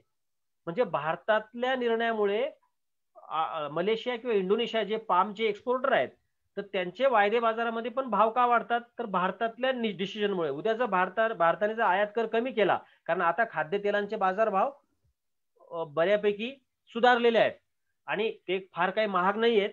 भारतातल्या तेलबियांना ऑइलचे रेट वाढल्याशिवाय तेलबियांना भाव मिळणार नाही. मिलचे रेट वाढल्याशिवाय भाव मिळणार नाही. त्यामुळे हे रेट योग्यच आहेत. पण तरी सुद्धा आता पॉलिसीमध्ये असे काही घुसखोर आहेत, त्यांनी चर्चा चालू केली की महागाई इन्फ्लेशन. मग गव्हर्नमेंट काय करणार उद्या? आता 35 ते 45% दरम्यान आयात कर आहे आपल्याकडे व्हेज ऑइल्सवर. म्हणजे इंडोनेशियातनं किंवा खास करून इंडोनेशियातनं जे पाम तेल येतं किंवा लॅटिन अमेरिकेतनं जे आपण सोया तेल किंवा ब्लॅक सी मधनं युक्रेन रशियामधनं जे आपण सूर्यफूल इम्पोर्ट करतो तेल, तर त्या तेलावर जे काही एक आयातीचं कॅपिंग आहे, तर ते कॅपिंग जर कमी केलं तर ह्या खाद्यतेलाचे भाव खाली येतील. पर्यायाने सोयाबीन, म्हणजे असं होणार नाही पण सांगतो की सोयाबीनचे रेट सुद्धा थोडेसे नरमतील. तर वायदे बाजाराचा संबंध हा कसा, वायदे बाजार काय सेन्स करतो? वायदे बाजार हा सेन्सेक्स सारखा आहे. तो काय सेन्स करतो? गव्हर्नमेंट काय निर्णय घेतं, बायडन निवडला का, आणि ब्राझील मधलं वेदर कसं आहे, भारतात किती थंडी पडणार. जसं सेन्सेक्स जसा सेन्स करतो तसा वायदे बाजार तुमचं राजकारण, तुमचं वेदर, हे सगळ्या गोष्टी तो सेन्स करतो. त्यामुळे वायदे बाजाराकडे आपलं लक्ष असणं गरजेचं आहे. आणि मित्रांनो, चौथा एक भाग आहे जो आपल्याला बारकाईने लक्षात ठेवला पाहिजे की प्रत्येक देशातलं जे त्या देशाची जी आर्थिक कंडिशन असते, ज्याला मॅक्रो इकॉनॉमिक पिक्चर म्हणतात त्या देशाचं, त्या मॅक्रो इकॉनॉमिक पिक्चरवर सुद्धा त्या देशातले बाजारभाव ठरतात. याचं मी तुम्हाला उदाहरण देऊन सांगतो की आपल्याकडे 2012-13ला मॅक्रो इकॉनॉमिक म्हणजे देशाची अर्थव्यवस्था जी असते, तर अर्थव्यवस्थेचं ट्रान्सलेशन रूपांतर आपल्याला करन्सीमध्ये दिसतं बघा प्रत्येक देशाच्या. म्हणजे ब्राझील अर्जेंटिनातले जे चलन दर आहेत ते जर खूप वेगाने घसरले तर तिथला सोया ऑइल आणखीन स्वस्त होतं अमेरिकेच्या तुलनेमध्ये. त्यामुळे तिथली चलन दर काय आहेत हे पण वायदे बाजार बघतो. तिथले चलन दर जर कोसळले, कमी झाले, तर वायदे बाजारात त्याचं रिफ्लेक्शन दिसतं. तर अर्जेंटिनाचं पेसो हे चलन आहे, तर त्या चलनाकडे पण लक्ष द्यावं लागतं तुम्हाला. त्या देशाची आर्थिक कंडिशन खराब झाली तर त्या देशाचं चलन हे वीक होणार, आणि चलन वीक होणं म्हणजे एक्सपोर्टची पॅरिटी जास्त येणं हे सर्वसाधारण आता समीकरण आहे. मी तुम्हाला हे का सांगतोय, 2012ला अमेरिकेतले बाजारभाव आजपेक्षा उंच होते आणि त्यावेळेला आपल्या भारतातला रुपयाच्या म्हणजे डॉलरच्या अगेन्स्ट रुपयाचा दर हा 52 होता, जो आज 75 आहे. असं समजा की अमेरिकेतले बाजारभाव स्टेबल जरी राहिलेत तरी आपला रुपया कमजोर झाल्यामुळे आपले बाजारभाव जे आहेत ते निर्यातीची पडतळ ही कृत्रिमरित्या उंचावली आपली. म्हणजे आपला रुपया वीक झाल्याने आपल्या सोयाबीनला, आपल्या मक्याला किंवा आपल्या द्राक्षाला, सगळ्या आपल्या कमोडिटीजला ज्या आपण एक्सपोर्ट करतो त्या वीक रुपयामुळे जिथे 52 ऐवजी आता 75 रुपये मिळतात आपल्याला, आणि जगातल्या किमती तर स्टेबल आहेत. मधल्या काळात मका आणि सोयाबीनच्या किमती या 10 वर्षांच्या निचंकी रेटला गेल्या होत्या. म्हणजे असं समजा की मक्याचे बाजारभाव तिथे 800-900 रुपये झाले तरी आपले बाजारभाव 1500-1600 ते 2000च्या रेंजमध्ये होते. का होते? कारण आपलं चलन हे वीक झालेलं आहे डॉलरच्या अगेन्स्ट. त्यामुळे आपले बाजारभाव एक्सपोर्ट पॅरिटी कृत्रिमरित्या वाढते आणि इम्पोर्ट महाग होतो. मला हे सांगण्याचं कारण असं की बाजारभावाचा अभ्यास करताना वायदे बाजार किंवा ह्या सगळे मार्केट्स हे त्या देशाचं चलन काय चाललंय त्या चलनाचा सुद्धा अभ्यास हा करावा लागतो. आणि जसा आपला भारत देश हा 135 कोटी लोकसंख्या आहे, कन्झम्पशन चांगलं आहे, आपल्यालाच आता आपलीच भूक एवढी वाढली की आपल्याला एक्सपोर्ट ऐवजी कमी पडायला लागलेल्या आहेत गोष्टी. आणि त्यामुळे बऱ्याचदा युक्रेनचा मका भारतीय पोर्टवर काय रेटला येईल त्या रेटपेक्षा 10-15% जास्तीत जास्त आपण उंच चालू शकतो. मका, सोयाबीन, कुठलेही प्रॉडक्ट असो आपल्याला. तर हे असे सगळे गणित ह्या प्रक्रियेमध्ये काम करतात. आणि आपण जे 4-5 गोष्टींचा मोठामोठी आपण या सगळ्या चर्चेमध्ये उहापोह केला की बाजार, शेतमालाचे बाजारभाव कशावर ठरतात. आणि जसं मी तुम्हाला सांगितलं की मार्च एंडला प्रत्येक माणूस आपलं एक बॅलन्स शीट असतं, कंपनीचं असतं किंवा आपलं असतं, आणि आपण आपलं उत्पन्न वाढलं तर आपण कर, इन्कम टॅक्स देतो गव्हर्नमेंटला. त्याच पद्धतीने पिकाचं पण एक बॅलन्स शीट असतं, पिकाचं पण एक मार्केटिंग वर्ष असतं. म्हणजे समजा आता ऑक्टोबर-सप्टेंबर हे मका सोयाबीनचं मार्केटिंग वर्ष आहे, किंवा कपाशीचं समजा, किंवा तेलबियांचं. तर त्या मार्केटिंग वर्षामध्ये एकूण उत्पादन किती आहे, एकूण उत्पादनाच्या अगेन्स्ट आपलं कन्झम्पशन किती आहे, मागचा कॅरीओव्हर पकडून, मागचा कॅरीओव्हर आणि यंदाचं एकूण उत्पादन मिळून एकूण सप्लाय किती आणि एकूण डिमांडच्या अगेन्स्ट तो कमी का जास्त आहे. कमी असेल तर तेजी असेल जशी कांद्यात आहे, समजा, आणि जास्त असेल तर मंदी आहे, जशी मक्यात आतापर्यंत मंदी होती. म्हणजे आता बाजारभाव सुधारायला लागलेत, कारण मक्याचं बॅलन्स शीट हे मायनस मध्ये जायला लागलेलं आहे. म्हणजे क्रॉपचं बॅलन्स शीट हे डिमांडच्या तुलनेत मायनस मध्ये जाणं हे शेतकऱ्यांच्या फायद्याचं असतं कधी पण.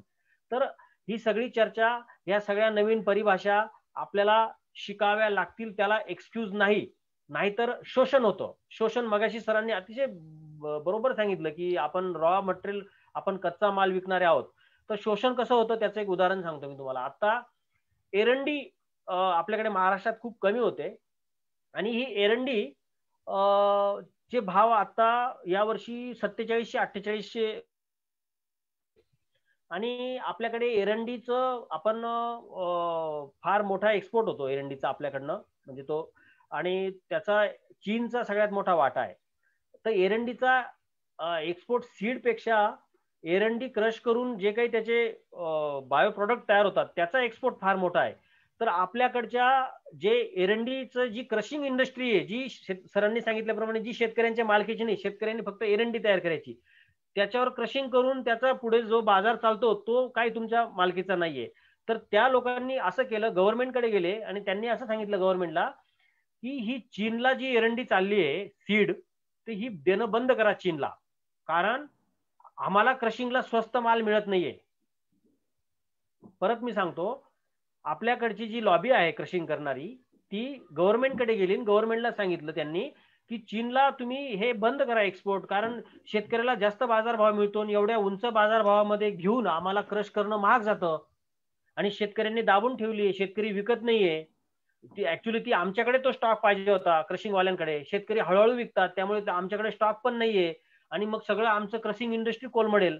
म्हणजे हे लोक सरळपणे मिनिस्ट्रीत जाऊन तुमच्या विरोधात बोलतात, परंतु आपल्याला काही माहित नसतं याचं, कारण आपला मीडिया फक्त ह्या लोकांचे प्रेस नोट छापतो, फक्त त्यांना क्वेश्चन करत नाही आपले लोक कधीच. आणि तुम्हाला मी प्रामाणिकपणे सांगतो, मी गेली 2 दशक 20 वर्ष मीडियामध्ये शेतकऱ्यांचं रिप्रेझेंटेशन ऍब्सोल्यूट नाहीये, कोणीच नाहीये. आणि ते सुद्धा टेक्निकली पूर्ण स्टडी करून यांना क्वेश्चन करणारे कोणीच नाहीये. त्यामुळे होतं काय की ह्या ज्या क्रशिंग करणाऱ्यांचे ज्या लॉबीज आहेत, ह्या बघा तुम्ही, उडीद इम्पोर्ट करायच्या वेळेला त्या माणसाने असं म्हटलं की शेतकऱ्याला उडीद का इम्पोर्ट करायचा, कारण भारतात थोडं प्रोडक्शन कमी आहे, भारताला समजा तुमचा 22-23 लाख टन उडीद एवढी गरज आहे, त्याचं म्हणणं की 15-16 लाख टनच, आकडे खोटे सांगतात हे लोक वरती मिनिस्ट्रीला, 15-16 लाख टनच उत्पादन आहे, त्यामुळे उडदाचे भाव फार वाढतील. बऱ्याचदा यांनी शेतकऱ्यांकडनं स्वस्त घेतलेला असतो आधीच, आणि मग म्हणजे याच्यात खूप वेगवेगळ्या गोष्टी आहेत. बट मी तुम्हाला त्या माणसाने असं सांगितलं की उडीद, म्यानमारकडनं उडीद आम्हाला पाहिजे, याचं कारण उडीद कमी पिकलाय भारतामध्ये. मग प्रश्न असा उपस्थित झाला की मग शेतकऱ्यांना तर रेट मिळणार नाही, मग समजा इम्पोर्ट केला तर. मग तो माणूस असं म्हणतोय की सरकारने 6000 रुपये रेट दिलाय ना शेतकऱ्यांना आधार भाव, मग त्याच्यापेक्षा जास्त काय कशाला पाहिजे शेतकऱ्यांना रेट. म्हणजे बघा, म्हणजे हे लोक काय नॅरेटिव्ह देतात, हे लोक असं सांगतात की शेतकऱ्याला आधारभाव मिळाला तर पुष्कळ आहे, तुटवडा आहे, शेतकऱ्याला जास्तीची रेट कशाला पाहिजे, आपण इम्पोर्ट करू, आपल्या कंझ्युमरचं म्हणजे यांना इम्पोर्ट करून प्रोसेस करून विकायचा असतो. म्हणजे हे लोक इतके हुशार आहेत, म्हणजे सगळे प्रोसेसिंग करणारे लोक कसे हुशार आहेत बघा. त्यांना जेव्हा कच्चं क्रूड तेल, म्हणजे आता पॉम ऑइल मध्ये पण रिफाईन आणि क्रूड असे प्रकार आहेत, तर त्यांना रिफाईन माल जर इम्पोर्ट वाढला तर ते म्हणतात शेतकऱ्याचं नुकसान होईल, असं म्हणतात ते. कारण काय, कारण त्यांना क्रशिंग करायला मिळत नाही, त्यांना मार्जिन मिळत नाही, पण रिफाईन इम्पोर्ट केला तर तो त्यातनं चालतो. म्हणजे शेतकऱ्यांच्या बाजूने जेव्हा त्यांचं नुकसान होतं तेव्हा शेतकऱ्यांना आधारभाव मिळाला पाहिजे असं म्हणायचं, आणि जेव्हा म्हणजे त्यांना जेव्हा धंदा वाढवायचा असतो आणि गव्हर्नमेंटची धोरणं जेव्हा त्यांच्या अगेन्स्ट जातात तेव्हा ते शेतकऱ्यांचं मुद्दा पुढे करतात, आणि जेव्हा त्यांचा फायदा करून घ्यायचा असतो त्यांना, तेव्हा तर शेतकऱ्यांना आधारभाव दिला तरी पुरेसे आहे. म्हणजे हे लोक शेतकऱ्यांच्या उत्पन्न वाढीचा मुद्दा हा त्यांच्या फायद्यासाठी इम्पोर्ट एक्सपोर्टचे निर्णय बदलण्यामध्ये वेळोवेळी क्रशिंग इंडस्ट्री, सगळी क्रशिंग इंडस्ट्री, तेल बियांची क्रशिंग करणारी सगळी इंडस्ट्री, जी व्हॅल्यू चेन मधला सगळ्यात मोठा पार्ट शेतकऱ्यांच्या ताब्यात नाहीये. आपण फक्त कच्चा माल विकतो. कच्चा माल पण कसा विकतो आपण, तो सुद्धा आज सुद्धा आपण क्लिनिंग ग्रेडिंग न करता विकतो. म्हणजे आपण एक शेतकरी समूह, सगळे जातीपाती धर्माचे लोक आहेत, मी काही कोणाचं हे नाही म्हणत आहे, पण शेतकरी समाजाने आज आउटसोर्स केलंय. म्हणजे काय, तुम्ही क्लिनिंग ग्रेडिंग तुम्हीच करा, त्याच्यावरचा नफा तुम्हीच घ्या, प्रायमरी प्रोसेसिंग तुम्हीच करा, फिनिशिंग आणि सेकंडरी प्रोसेसिंग ऑइल पण तुम्हीच काढा. म्हणजे काय, आम्ही फक्त कच्चा माल पिकवायचा. कच्चा माल पिकवणारे जगात कधीच आजपर्यंत पुढे आलेले नाहीयेत. त्यामुळे मला असं म्हणायचं की एक बाजाराचा अभ्यास करताना फिनिश प्रॉडक्ट तयार करणाऱ्यांना मिनिस्ट्रीमध्ये से असतो, त्यांचं ऐकलं जातं. तर हा मुद्दा असा आहे की आपण आपल्या बाजारभाव किंवा हे नुसतं आपण बाजारभावाचा किती अभ्यास केला आणि पॉलिसी जर तुमच्या हातात नसली तर शून्य येणार आहे. समजा तुम्ही प्रचंड अभ्यास केला आणि गव्हर्नमेंटने ठरवलं की इम्पोर्ट करायचा तुरीचा, काय उपयोग आहे? तर माझं असं मत आहे, तुम्ही ज्या थोडासा वेगळा मुद्दा आहे, पण तुम्ही ज्या मतदारसंघात जो माणूस निवडून देता, तुमचा मतदारसंघ जर 80% त्या शेतमालाच्या कमोडिटीच्या बाजारभावाच्या अर्थशास्त्रावर चालत असेल तर तुम्हाला माणसं निवडून देताना पण तुमच्या कमोडिटीचा बाजारभावाचा अभ्यास असणारी माणसं तुम्हाला उभी करावी लागतील, जे वरती दिल्लीत जाऊन सांगतील की तुम्ही इम्पोर्ट थांबवा. गरज नाहीये, खरोखर गरज नाहीये आपल्याकडे. आपला शेतकरी सक्षम आहे, आपण कडधान्यात ऑलमोस्ट आपण स्वयंपूर्ण झालेलो आहोत, परंतु असे निर्णय घेतल्यामुळे परत बाजारभाव पडतात, शेतकऱ्याचा इंटरेस्ट जातो, त्या पिकाखालचं क्षेत्र कमी होतं. माझा मुद्दा असा सांगण्याचा आहे की वायदे बाजार जेव्हा आपण ट्रॅक करतो तेव्हा वायदा बाजार ट्रॅक करताना पॉलिसीवर तुमचं किती धकतं, तुम्ही पॉलिसी किती डिक्टेट करू शकता, तर ते सुद्धा महत्वाचं आहे. म्हणून आपले आमदार खासदार आपल्या कमोडिटीचे आमदार खासदार असले पाहिजे. आपल्या कमोडिटीचे, कोणीतरी ठेकेदारी करणारे, कोणीतरी जात दांडगे, कोणीतरी सो कॉल्ड छद्म राष्ट्रवादी, अशा लोकांऐवजी तुमच्या कांद्याचा, तुमच्या उडदाचा, तुमच्या मुगाचा, तुमच्या कॉटनचा अभ्यास असणारे माणसं जर निवडून दिले तर ते कायदे तसे तयार करतील, तसे ते बोलतील. हा विषय वेगळा आहे. मला सांगायचं एवढंच आहे की बाजारामध्ये पॉलिसी मेकिंग मध्ये जे हितसंबंधी गट काम करतात, तर त्या गटां जर तुमचा इन्फ्लुअन्स नसेल, तुम्ही किती अभ्यास केला तर तुम्ही हेल्पलेस असतात. जसं मी तुम्हाला मगाशी एरंडीचं उदाहरण दिलं. आपला सगळा ऍग्रिकल्चरचा एक्सपोर्ट इम्पोर्ट हा प्रो शेतकरी नाहीये, हा सगळा अगेन्स्ट शेतकरी चालतो. आणि तो प्रो शेतकरी व्हायचा असेल तर तशा पद्धतीचं व्हॅल्यू चेन तयार करण्यापासून पॉलिसीमध्ये तुमचा दबदबा होण्यापर्यंतच्या सगळ्या प्रक्रिया ह्या सगळ्या गोष्टींमध्ये येतात. म्हणजे अक्षरशः जिसकी लाठी उसकी भैंस अशी परिस्थिती आहे जगामध्ये, सर्वत्र अशी परिस्थिती आहे. आणि कमोडिटी म्हणजे आपण ज्या वायदे बाजारामध्ये कमोडिटी ट्रेड होते, कमोडिटी ही एक जिवंत लाईव्ह एंटिटी आहे. तिच्यावर प्रभाव पडतो सगळ्या गोष्टींचा, वेदरचा प्रभाव पडतो, राजकारणाचा प्रभाव पडतो, कंझ्युमर बिहेवियरचा फरक पडतो, सगळ्या गोष्टींचा फरक पडतो. आणि मला असं वाटते की हा ब्रॉड विषय आहे, याच्यात खूप बारकावे आहेत. बाजार वाढतो त्याची, आता बघा तुम्ही भारतामध्ये अलीकडच्या काळात म्हणजे अमेरिकेमध्ये तुम्ही जेव्हा सोयाबीन, मका किंवा सगळे ऍग्रिकल्चर जे ट्रेड होतात त्याच्यामध्ये तिथले जे फंड्स असतात भांडवली बाजारातले, ते फंड्स गुंतवणूक करतात. त्यांच्याकडे खूप लिक्विडिटी, खूप पैसा असतो. तो पैसा पॉलिसी बदलले तर त्यांच्याकडे जेव्हा लिक्विडिटी एक्सेस होते तेव्हा तो फंड्स असा फ्लो व्हायला लागतो, त्याने सुद्धा बाजारभाव वाढतात. तर या सगळ्या प्रक्रियांचा आपण बारकाईने अभ्यास केला पाहिजे. आणि शेवट मी फक्त असा करेल, आपल्या सगळ्या माहितीचा, नॉलेजचं रूपांतर शेतकऱ्यासाठीच्या संपत्ती निर्माणात होऊ शकतं का, याचा ध्यास हा आपण जर घेतला आणि आपण जर सगळे मिळून ह्या प्रक्रियांकडे डोळसपणे बघायला लागलो तर नक्की आपल्याला उत्तरं सापडतील. प्रत्येक पिकाच्या व्हॅल्यू चेनचा, मार्केट इंटेलिजन्सचा अभ्यास हा होणं गरजेचं आहे. इथून पुढच्या काळामध्ये आपण जे काही जे अज्ञान आपलं होतं तर ते दूर करायला पाहिजे.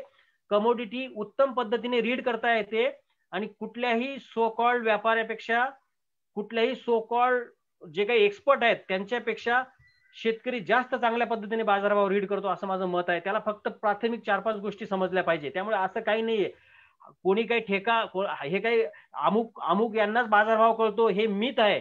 हे लोक दरवर्षी प्रचंड लॉसेस घेतात काय, त्यामुळे यांना बाजारभाव कळणं ही प्रक्रियाच मुळात खूप वेगळी आहे. त्याच्यात खूप गोष्टींची एक्सपर्टाईज लागते. फक्त त्याचा मुद्दा असा आहे की बाबा आपल्याला पण बाजारभाव कळू शकतो, आपण त्याचं चांगलं आकलन करू शकतो, त्यानुसार निर्णय घेऊ शकतो. पीक किती कमी लावायचं, किती जास्त लावायचं, कधी टप्प्याटप्प्याने विकायचं, याचा विवेकपूर्ण निर्णय सजगपणे आपण घेऊ शकतो. ह्या अभ्यासांमध्ये आपल्याला शिरणं गरजेचं आहे. त्या दृष्टीने हा आजचा इव्हेंट आणि हे एक आमंत्रण समजा, आपण टप्प्याटप्प्याने याच्यात जायला पाहिजे. फक्त ह्या चर्चेच्या शेवटी मला एका व्यक्तीचा फक्त मी उल्लेख यासाठी करणार आहे, अण्णासाहेब शिंदे साहेबांचा, ज्यांनी सोयाबीन हे क्रॉप आणलं आपल्याकडे 40 वर्षापूर्वी आणि आज भारतातलं प्रमुख म्हणजे महाराष्ट्रातलं खरीपातलं प्रमुख क्रॉप ते झालेलं आहे. अशा प्रकारच्या राजकीय नेत्यांची, अशा प्रकारच्या राजकीय दूरदृष्टीची गरज, कारण सोयाबीनच्या पिकाचा अभ्यास हा अण्णासाहेब शिंदेनी जर हे पीक आणलं नसतं तर काय केलं असतं आपण. सांगण्याचा मुद्दा असा आहे की खूप गोष्टी आहेत मित्रांनो ह्या सगळ्या प्रक्रियेमध्ये. मी मुद्दाम त्यांचा आवर्जून इथे यासाठी उल्लेख केला आहे की राजकीय नेते आपल्याला कसे हवेत इथून पुढच्या काळामध्ये, हा सुद्धा आपण एक मेसेज याच्यातनं घ्यावा. आणि मी थांबतो. धन्यवाद. Very good, very good, excellent. धन्यवाद चव्हाण साहेब. खूप चांगल्या पद्धतीने आपण माहिती सांगितली. मला असं वाटतं की it is eye opening for the farmers. शेतकऱ्यांच्या दृष्टिकोनातून असं डोळे उघडणार. त्या शेतकऱ्याचं जर अर्थकारण जर बदलायचं असेल तर आपण उत्पादनाचा वाढ करण्यात, त्याच्यामध्ये तंत्रज्ञानाचा ज्या वेळेला आपण विचार करतो, त्याबरोबर वायदे बाजाराचा आणि त्याचे दर कसे निश्चित होतात याच्यावरती आपण जास्त भर देणं गरजेचं आहे. मला असं वाटतं की या वेबिनार मध्ये उपस्थित असलेल्यांना प्रश्न विचारायचे असेल तर आपण विचारू शकता. Yes yes. त्यांना मयूर गिरे साहेब बोला, तुम्हाला प्रश्न विचारायचा आहे. मयूर गिरे साहेब तुमचा अनम्यूट करा, बोला. बोला गिरे साहेब. मयूर साहेब बोला. मयूर गिरेंचा प्रश्न असा आहे की वायदे बाजारांचा अधिक अभ्यास करण्यासाठी काही संदर्भ ग्रंथ किंवा संकेतस्थळ आहेत का, असं त्यांनी प्रश्न विचारला. ओके. हा, मी सांगतो याच्यामध्ये जास्तीत जास्त प्रश्न आणि मी प्रयत्न करतो आता हे सेशन खऱ्या अर्थाने फ्रुटफुल व्हावं. ऑब्जेक्टिव्ह उत्तर देतो मी. त्यांचा प्रश्न जो आहे त्याला उत्तर असं की वायदे बाजारासाठी संकेतस्थळ आहेत. तुम्ही NCDEXच्या साईटवर गेलात तर तिथे त्यांनी अकॅडमिक सेगमेंटमध्ये वायदे बाजाराचे सगळे फंडामेंटल्स कसे काम करतात त्यावर दिलेले आहे. कुठल्याही पिकाच्या कॉन्ट्रॅक्ट नोटवर जर तुम्ही क्लिक केलं तर त्या कॉन्ट्रॅक्टचे स्पेसिफिकेशन्स पासून त्याचे सगळे रेफरन्स, म्हणजे NCDEXची साईट ही वायदे बाजाराच्या अभ्यासासाठी इतकं उत्तम साईट भारतात आता कुठंच नाहीयेत. त्याच्यात रिसर्च रिपोर्ट्स असतात, फंडामेंटल रिसर्च रिपोर्ट्स असतात, कमोडिटीचं जे काही चेन असते, कुठे किती स्टॉक लागलेला आहे आणि सगळे रेफरन्सेस तुम्हाला ती कमोडिटी कशी ट्रेड होते याचे सगळे रेफरन्सेस तुम्हाला NCDEX वर आहेत. भारतामध्ये MCX मध्ये सुद्धा नवीन लोकांसाठी ते अभ्यासक्रम सुद्धा घेतात. NCDEX सुद्धा घेतं वायदे बाजार कसा वर्क करतो. 3 महिन्याचे, आता कोविडमुळे मला माहित नाही, बट 3 महिने 6 महिन्याचे त्यांचे अभ्यासक्रम सुद्धा आहेत. गिरे साहेब, तुम्ही NCDEX आणि MCX च्या साईटवर जाऊन तिथे अकॅडमिक सेक्शन्स वर जाऊन बघा. सेम तुम्हाला सीबॉट म्हणजे US साईटवर सुद्धा अशा प्रकारची इतकी विपुल माहिती आहे की ती माहिती म्हणजे अक्षरशः तुम्ही आपल्याला इतकी चांगले रेफरन्सेस त्यांनी अतिशय मोफत आपल्याला उपलब्ध करून दिलेत.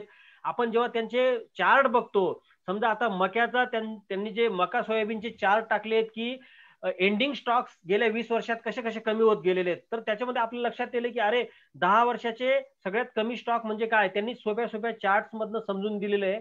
शेतकऱ्यांसाठी सगळ्या मित्रांसाठी मी 2 साईटचा आवर्जून उल्लेख करतो. NCDEX, MCX आणि सीबॉट या 3 साईट्सवर जा.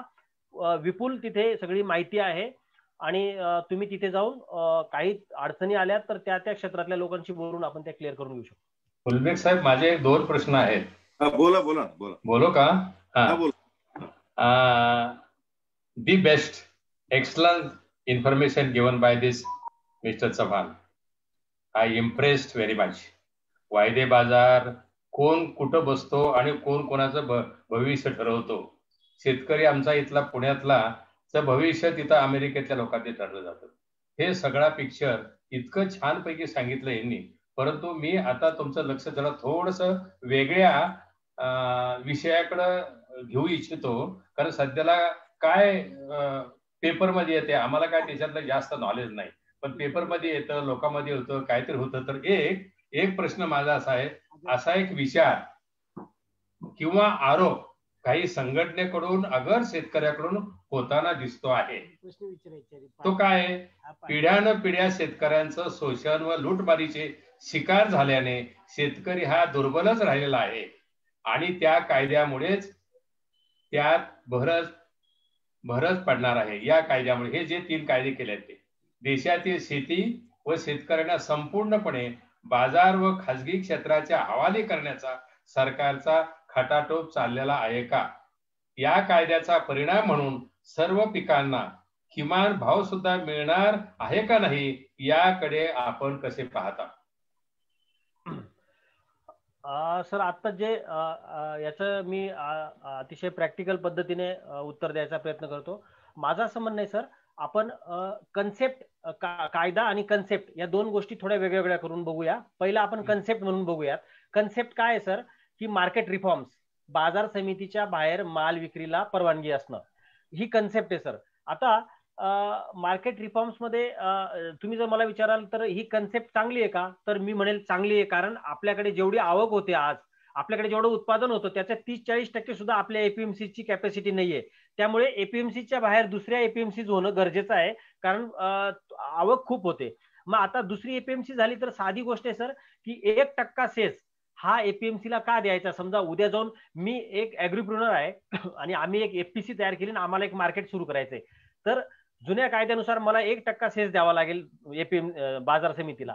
मग सर मी मी मी ह्या कायद्यांकडे कसं बघतो, आपलाच एखादा भाऊ, नातेवाईक किंवा मी ऍग्रीप्रुनर म्हणून काम करताना मला काय काय रिफॉर्म्स व्हाव्याशा वाटतात मला स्वतःला, तर त्या कसोट्यांवर मी चेक करून बघतो याला, तेव्हा मला असं दिसतं की रिफॉर्मची गरज आहे. आता रिफॉर्म्सचे जे कंप्लायन्सेस आहेत, सर्वेलन्स आहे, त्याच्यामध्ये डिबेट होऊ शकतं सर 100%, आणि ते प्रो शेतकरी असले पाहिजेत. हा तुमचा मुद्दा एकदम बरोबर आहे. त्या संदर्भात जर काही कन्सर्न्स, चिंता असतील तर त्या सोडवल्या गेल्या पाहिजेत. हे मार्केट रिफॉर्म्स बद्दल माझं छोटासा टेक आहे. कॉन्ट्रॅक्ट फार्मिंग कडे येतो सर. मी गेली 18 वर्ष ब्रॉयलर पोल्ट्री मधलं कॉन्ट्रॅक्ट फार्मिंग क्लोजली बघतोय आणि ब्रॉयलर मार्केटवर मी खूप लिहिलेलं आहे. ब्रॉयलर मार्केट हे सेन्सेक्स निफ्टीपेक्षा जास्त फ्लक्च्युएट होतं. इतकं म्हणजे आज तुमचा 60 तर उद्या 70 रेट. मला असं म्हणायचंय की कॉन्ट्रॅक्ट फार्मिंग 2003 मध्ये किंवा 2000 सालामध्ये ब्रॉयलर मध्ये कॉन्ट्रॅक्ट फार्मिंग आल्यामुळे हा धंदा अधिक सेफ आणि सुरक्षित झाला. 2003 मध्ये ज्या वेळेला एक सुगुना नावाची मोठी कंपनी आली नाशिकमध्ये किंवा महाराष्ट्रात, तर त्या कंपनीला तिच्या ब्रॉयलर कॉन्ट्रॅक्ट फार्मिंगला विरोध करण्यासाठी मोर्चा निघालेला होता. तर त्यावेळेला शेतकऱ्यांचं, खास करून मोठ्या शेतकऱ्यांचं असं म्हणणं होतं की सुगुना कंपनीचं कॉन्ट्रॅक्ट फार्मिंग म्हणजे ईस्ट इंडिया सारखं आहे, त्यामुळे ईस्ट इंडिया कंपनी, त्यामुळे ही कंपनी सगळा पोल्ट्री धंदा ताब्यात घेईल. पण झालं असं सर, त्या कंपनीच्या विरोधात जो 50-60 शेतकऱ्यांचा मोर्चा निघाला, त्याच्या दुसऱ्या दिवशी त्या कंपनीच्या समर्थनार्थ मोर्चा निघाला, त्याला 3000 शेतकरी होते.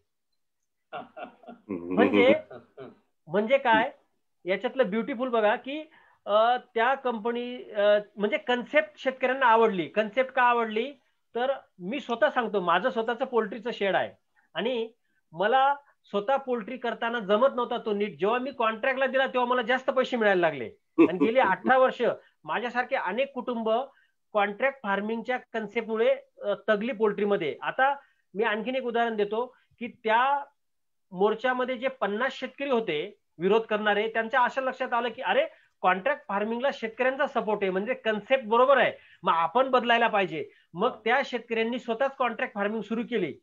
आणि मी पुढचं वाक्य तुम्ही ऐकाल तेव्हा दाद द्याल की आज महाराष्ट्रातल्या ब्रॉयलर कॉन्ट्रॅक्ट फार्मिंग मध्ये शेतकरी कंपन्यांचा वाटा किंवा शेतकऱ्यांची ओनरशिप असलेल्या कंपन्यांचा वाटा हा 80% आहे. अरे वा, व्हेरी गुड, व्हेरी गुड. याच पद्धतीचा दुसरा माझा एक प्रश्न आहे, यालाच रिलेटेड आहे की बाजार समित्या कमजोर होतील किंवा सहकारी दूध संघासारख्या संपणार आहेत अशी एक भीती सर्वसाधारण समाजामध्ये आहे.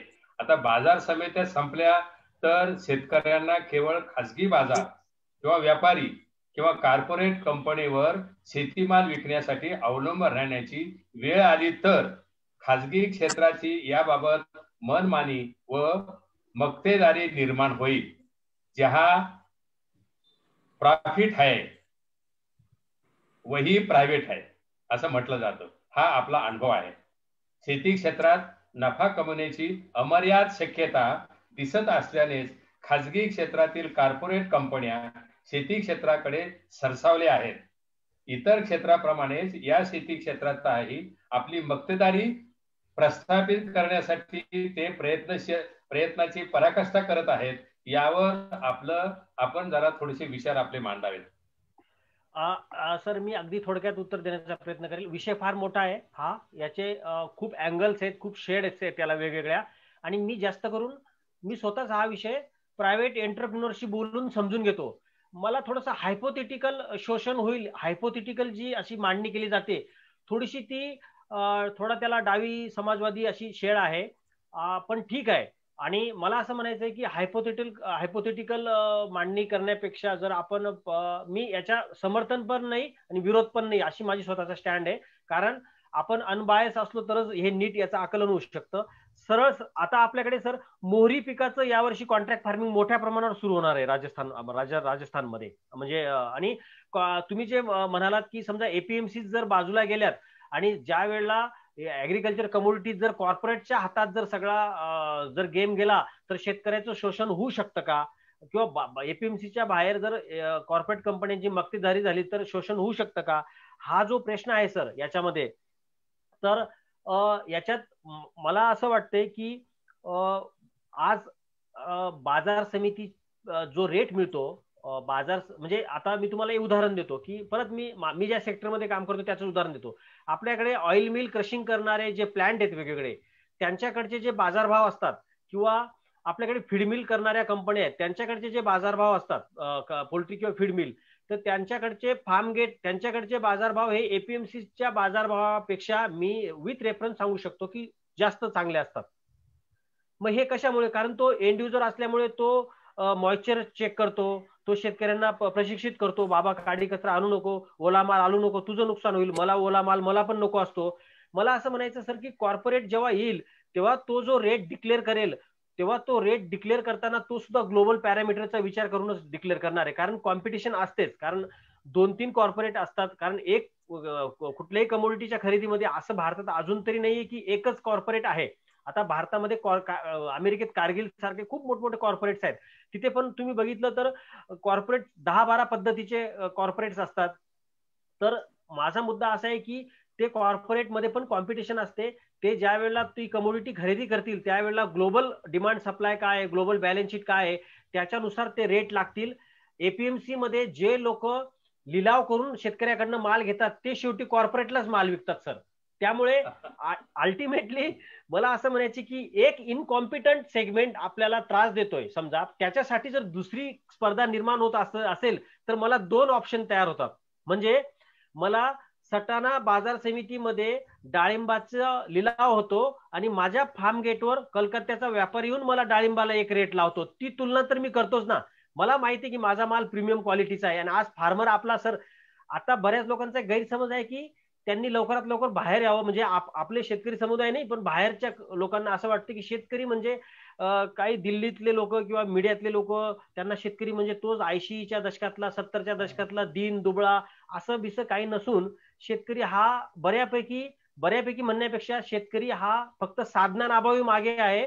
बुद्धीला आणि मार्केट ओळखण्यामध्ये हा सगळ्यांच्या पुढे गेलेला आहे शेतकरी. त्यामुळे शेतकरी हे सगळं बघेल. शेतकरी स्वतः एक्सपोर्ट, समजा सर मला XYZ कॉर्पोरेटने कमी भाव दिला तर मी एक्सपोर्ट करेल ना स्वतः. मला कळते की अमेरिकेत एवढा रेट आहे, बांगलादेशला एवढा रेट आहे, ह्या कंपनीला का माल द्यायचा. तर उद्याचा शेतकरी हा टेक्नॉलॉजीमुळे इक्विप्ड असा शिकलेला, कारण आता इंजिनियर्स आलेले आहेत खूप मोठ्या प्रमाणावर शेतीत, ऍग्रिकॉस येत आहे, शिकलेल्या लोकांची संख्या खूप वाढते आणि ते गावोगावी लीड करताय. त्यामुळे शेतकऱ्याचं शोषण करणं पुढच्या काळामध्ये मला थोडंसं प्रॅक्टिकली इम्पॉसिबल वाटतं. आणि तेवढी आता याच्यामध्ये सर्वेलन्स आणि कंप्लायन्स हा प्रो शेतकरी पाहिजे, हा जो तुमचा मुद्दा आहे तो जर नसला तर त्याच्यात शोषणाची शक्यता वाढू शकते. म्हणून त्या दृष्टीने निगोशिएट करायला पाहिजे आणि कायद्यामध्ये कोर्टामध्ये भांडायला पाहिजे.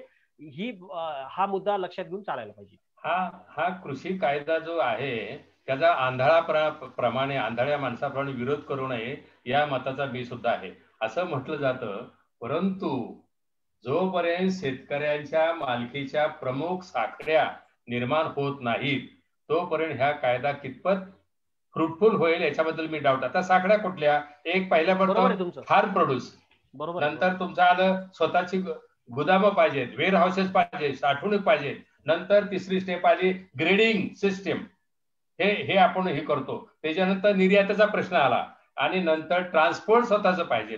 ह्या सगळी साखळी जर असेल तर हे नवीन जे आहे, आणि हे मोठं आव्हान आहे गव्हर्नमेंटला, आणि ज्यांनी कायदे केले त्यांना. ते ज्या वेळेला व्यवस्थित होईल त्यावेळेला मला वाटतं की हे कायदे आहेत ते काहीतरी देऊन जातील शेतकऱ्याला, असं माझं मत आहे. एक आहे तर बाजार समित्या बंद पडणार आहेत का? हमी भावाचं संरक्षण शेतकरी मिळवू पाहतोय. आता आम्ही आतापर्यंत स्वामीनाथनचं म्हणतो तो काहीतरी थोडंसं आम्हाला मिळणार हमी भाव, तो ह्याच्यामुळे जाणार आहे का? आणि कंत्राटी शेती शेतकऱ्यासाठी फायद्याची की शोषणाची, यावर आपण त्रयस्थ म्हणून मत व्यक्त करावं, एवढंच माझं म्हणणं आहे. ठीक आहे. ओके सर, अगदी थोडक्यात की कंत्राटी शेती, कॉन्ट्रॅक्ट फार्मिंग, जसं तुम्ही म्हणालात की आपल्या शेतकऱ्यांच्या मालकीचे व्हॅल्यू चेन नाही आहेत, आणि कच्चा माल बऱ्याचदा सीजनल सप्लाय जेव्हा होतो, सीजनल अरायव्हल मध्ये खूप कमी रेटमध्ये शेतकऱ्याला ठेवायला जागा नसते, म्हणून माल विकण्याचं प्रमाण सुद्धा खूप आपल्याला दिसतंय की फक्त त्याला ठेवायची साधनं नाही आहेत. आता त्याच्यात काही स्टार्टअप काम करताय, फार्म लेवलला कमोडिटीचं स्टँडर्ड फॉर्म मध्ये ती स्टॉक करून ती डिजिटाईज करून 30-40-50 क्विंटल सुद्धा माल विकता यावा अशा पद्धतीने संरचना वेगाने आकारास घेते. कंत्राटी फार्मिंग कन्सेप्ट म्हणून मी त्याला विरोध करणार नाही, कारण कंत्राटी फार्मिंग मध्ये जर मला चढत्या रेटचा अश्युरन्स मिळत असेल, म्हणजे मार्केटमध्ये उद्या बाजारभाव वाढतील आणि त्या बाजारभावाचा जर मला लाभ मिळत असेल, अशा प्रकारची जर कॉन्ट्रॅक्ट फार्मिंग असेल आणि खाली एक कॅपिंग असेल की कमीत कमी एवढा बेस असेल समजा, तर कॉन्ट्रॅक्ट फार्मिंगच्या खूप व्यापक संकल्पना आहे ही. त्याच्यात खूप स्पेसिफिकेशन आणलं जाऊ शकतं.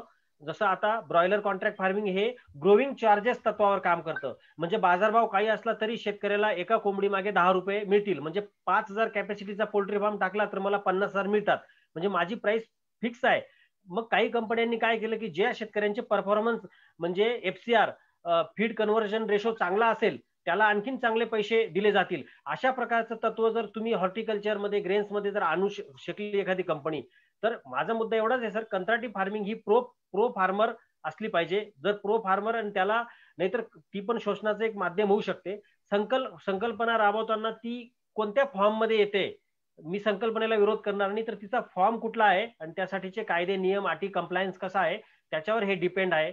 त्यामुळे हे तटस्थ मत असे की कंत्राटी फार्मिंगचं मी टेक्निकली कुठल्याच कन्सेप्टचं विरोध करू शकत नाही. आपण सगळ्या संकल्पनांचं आपण स्वागत करायला पाहिजे. आणि सगळ्यात महत्वाची गोष्ट मला या व्यासपीठाच्या माध्यमातून सांगायची आहे की कोणाचे तरी नॅरेटिव्ह आपण बाय नाही करायला पाहिजे शेतकऱ्यांनी. आपण आपलं डोकं चालवून, समजा JNU मधला एखादा प्रोफेसर सांगतो की हे चुकीचं आहे, JNU म्हणजे उदाहरण दिलं, कुठली युनिव्हर्सिटी असेल, JNU ही खूप चांगली युनिव्हर्सिटी आहे आणि मला खूप आवडतात तिथले लोक. मला असं म्हणायचं आहे की कोणीतरी आपल्याला नॅरेटिव्ह सांगतो बाहेरचा माणूस, नॉन फार्मिंग नॅरेटिव्ह बाय करणं मला असं वाटतं की बंद करायला पाहिजे. जे जगताप सर सांगतील, कदम सर सांगतील ते महत्वाचं आहे असं मी मानतो. याचं कारण असं की त्यांना शेती माहिती असते, त्यांच्या कन्सर्न जेन्युन असतात. त्यामुळे मला असं म्हणायचं आहे की इथून पुढच्या काळामध्ये आपण आपलं स्वतःचं नॅरेटिव्ह डेव्हलप करायला पाहिजे. की कुणीतरी XYZ माणूस सांगतो की कॉन्ट्रॅक्ट फार्मिंग नाही चालणार, तर ते आपण ऍज इट इज न स्वीकारता, आणि गव्हर्नमेंट कुठलं याचा विचार नाही करायला पाहिजे. गव्हर्नमेंट येतात जातात, पॉलिसी समर्थन किंवा विरोध करताना माझ्या विचारांचं गव्हर्नमेंट नाहीये म्हणून मी त्याच्या समर्थन असं मला काही स्वतःला पटत नाहीये. तर मी ह्या सगळ्या कन्सेप्टचं अतिशय दिलखुलासपणे स्वागत करतोय. कॉन्ट्रॅक्ट फार्मिंग असेल, मार्केट रिफॉर्म्स असतील, तर या सगळ्या कन्सेप्टचं आपण सगळ्या तिन्ही कृषी कायद्यांचं मी पूर्णपणे मला असं वाटतं मी स्वागत करतो. कारण मी ते ऍग्रीप्रोडक्टच्या नजरेतनं बघतोय, FPCच्या नजरेतनं बघतोय. FPCजना पण चांगल्या FPCs आहेत, खूप चांगलं काम करतायत, त्यांनाही मोठं व्हायचंय. आणि सगळ्यात शेवटी व्हॅल्यू चेन तयार करायला पाहिजे. तुमचं म्हणणं इतकं बरोबर आहे की व्हॅल्यू चेन शिवाय आपल्याला रिफॉर्मचा फायदा घेता येणार नाही. याचं कारण असं आहे सर की ज्या वेळेला कुठल्याही, समजा 2015ला असं झालेलं आहे की चण्याच्या किमती, सगळा चणा हा मे-जून मध्ये प्रोसेसर्सने, स्टॉकिस्टने खरेदी केला आणि पुढे त्याचे भाव डबल झाले. म्हणजे शेतकऱ्यांचा माल विकला गेल्यानंतर त्या कमोडिटीचे भाव डबल झाले.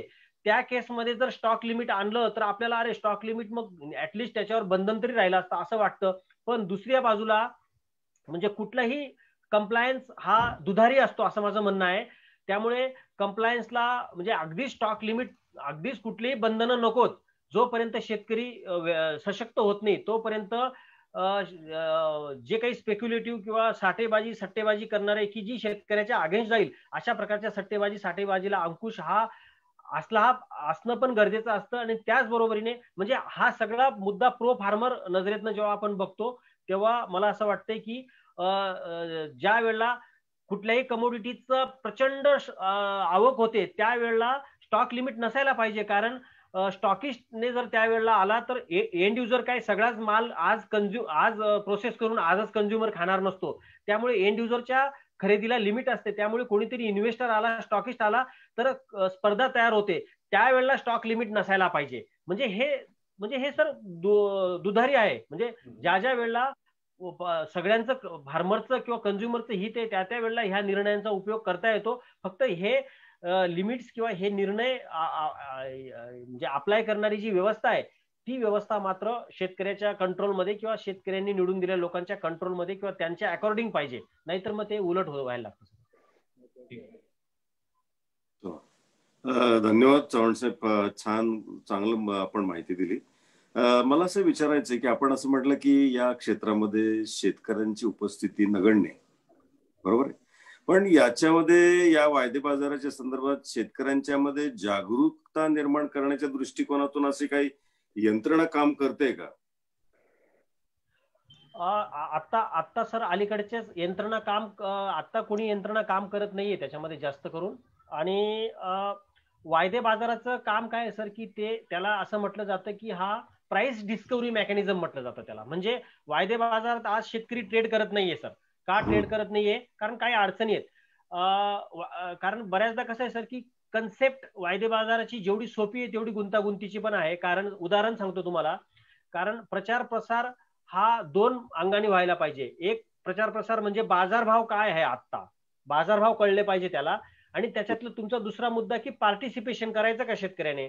आता पार्टिसिपेशन करावं की न करावं याच्याबद्दल मी तुम्हाला नक्की सांगेन की आता समजा तुमच्याकडे चणा समजा उद्या फेब्रुवारीचा चणा किंवा मार्च मधलं चण्याचं कॉन्ट्रॅक्ट ओपन झालं समजा आता, आणि त्याचा भाव जर 5,000 आहे किंवा 4,800 आहे, आता 5,100 हा रेट आहे गव्हर्नमेंटचा. तर आपण काय म्हणू, अरे आपण आता आपलं पार्टिसिपेशन म्हणजे काय, आपल्याला विकायचा आहे माल. मग 4,800 ला आपण विकणार आहोत का माल? तर आपला शेतकरी काय म्हणेल किंवा आपण काय म्हणू की पुढच्या काळात वेदर कसं आहे त्याच्यावर डिपेंड आहे. वेदर खराब झालं तर 6,000 पण रेट असू शकतो. आपण वायदे बाजाराचा उपयोग फक्त रेट बघण्यासाठी करूयात आता. पण कॉन्फिडेंटली आपण विकण्याच्या लेवल जेव्हा येतात, समजा 2,200 रुपये मका उद्या वायदे बाजारात झाला तर मी सांगेल 100% विका तुम्ही.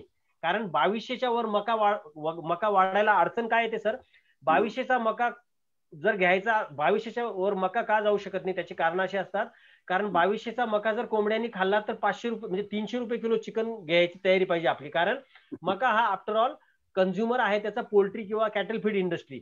तर काही गोष्टींना एक इन्फ्लेशन किंवा त्याची एक कॅपिंग असते. म्हणजे एखादी गोष्ट शेतकऱ्यासाठी महाग केव्हा होते त्याची एक टाइम, एक वेळ असतो. मला ह्या चर्चेतनं असं सांगायचं की आज वायदे बाजारात गव्हर्नमेंट बऱ्याचदा तुरीचं कॉन्ट्रॅक्ट बंद करून टाकलं गव्हर्नमेंटने.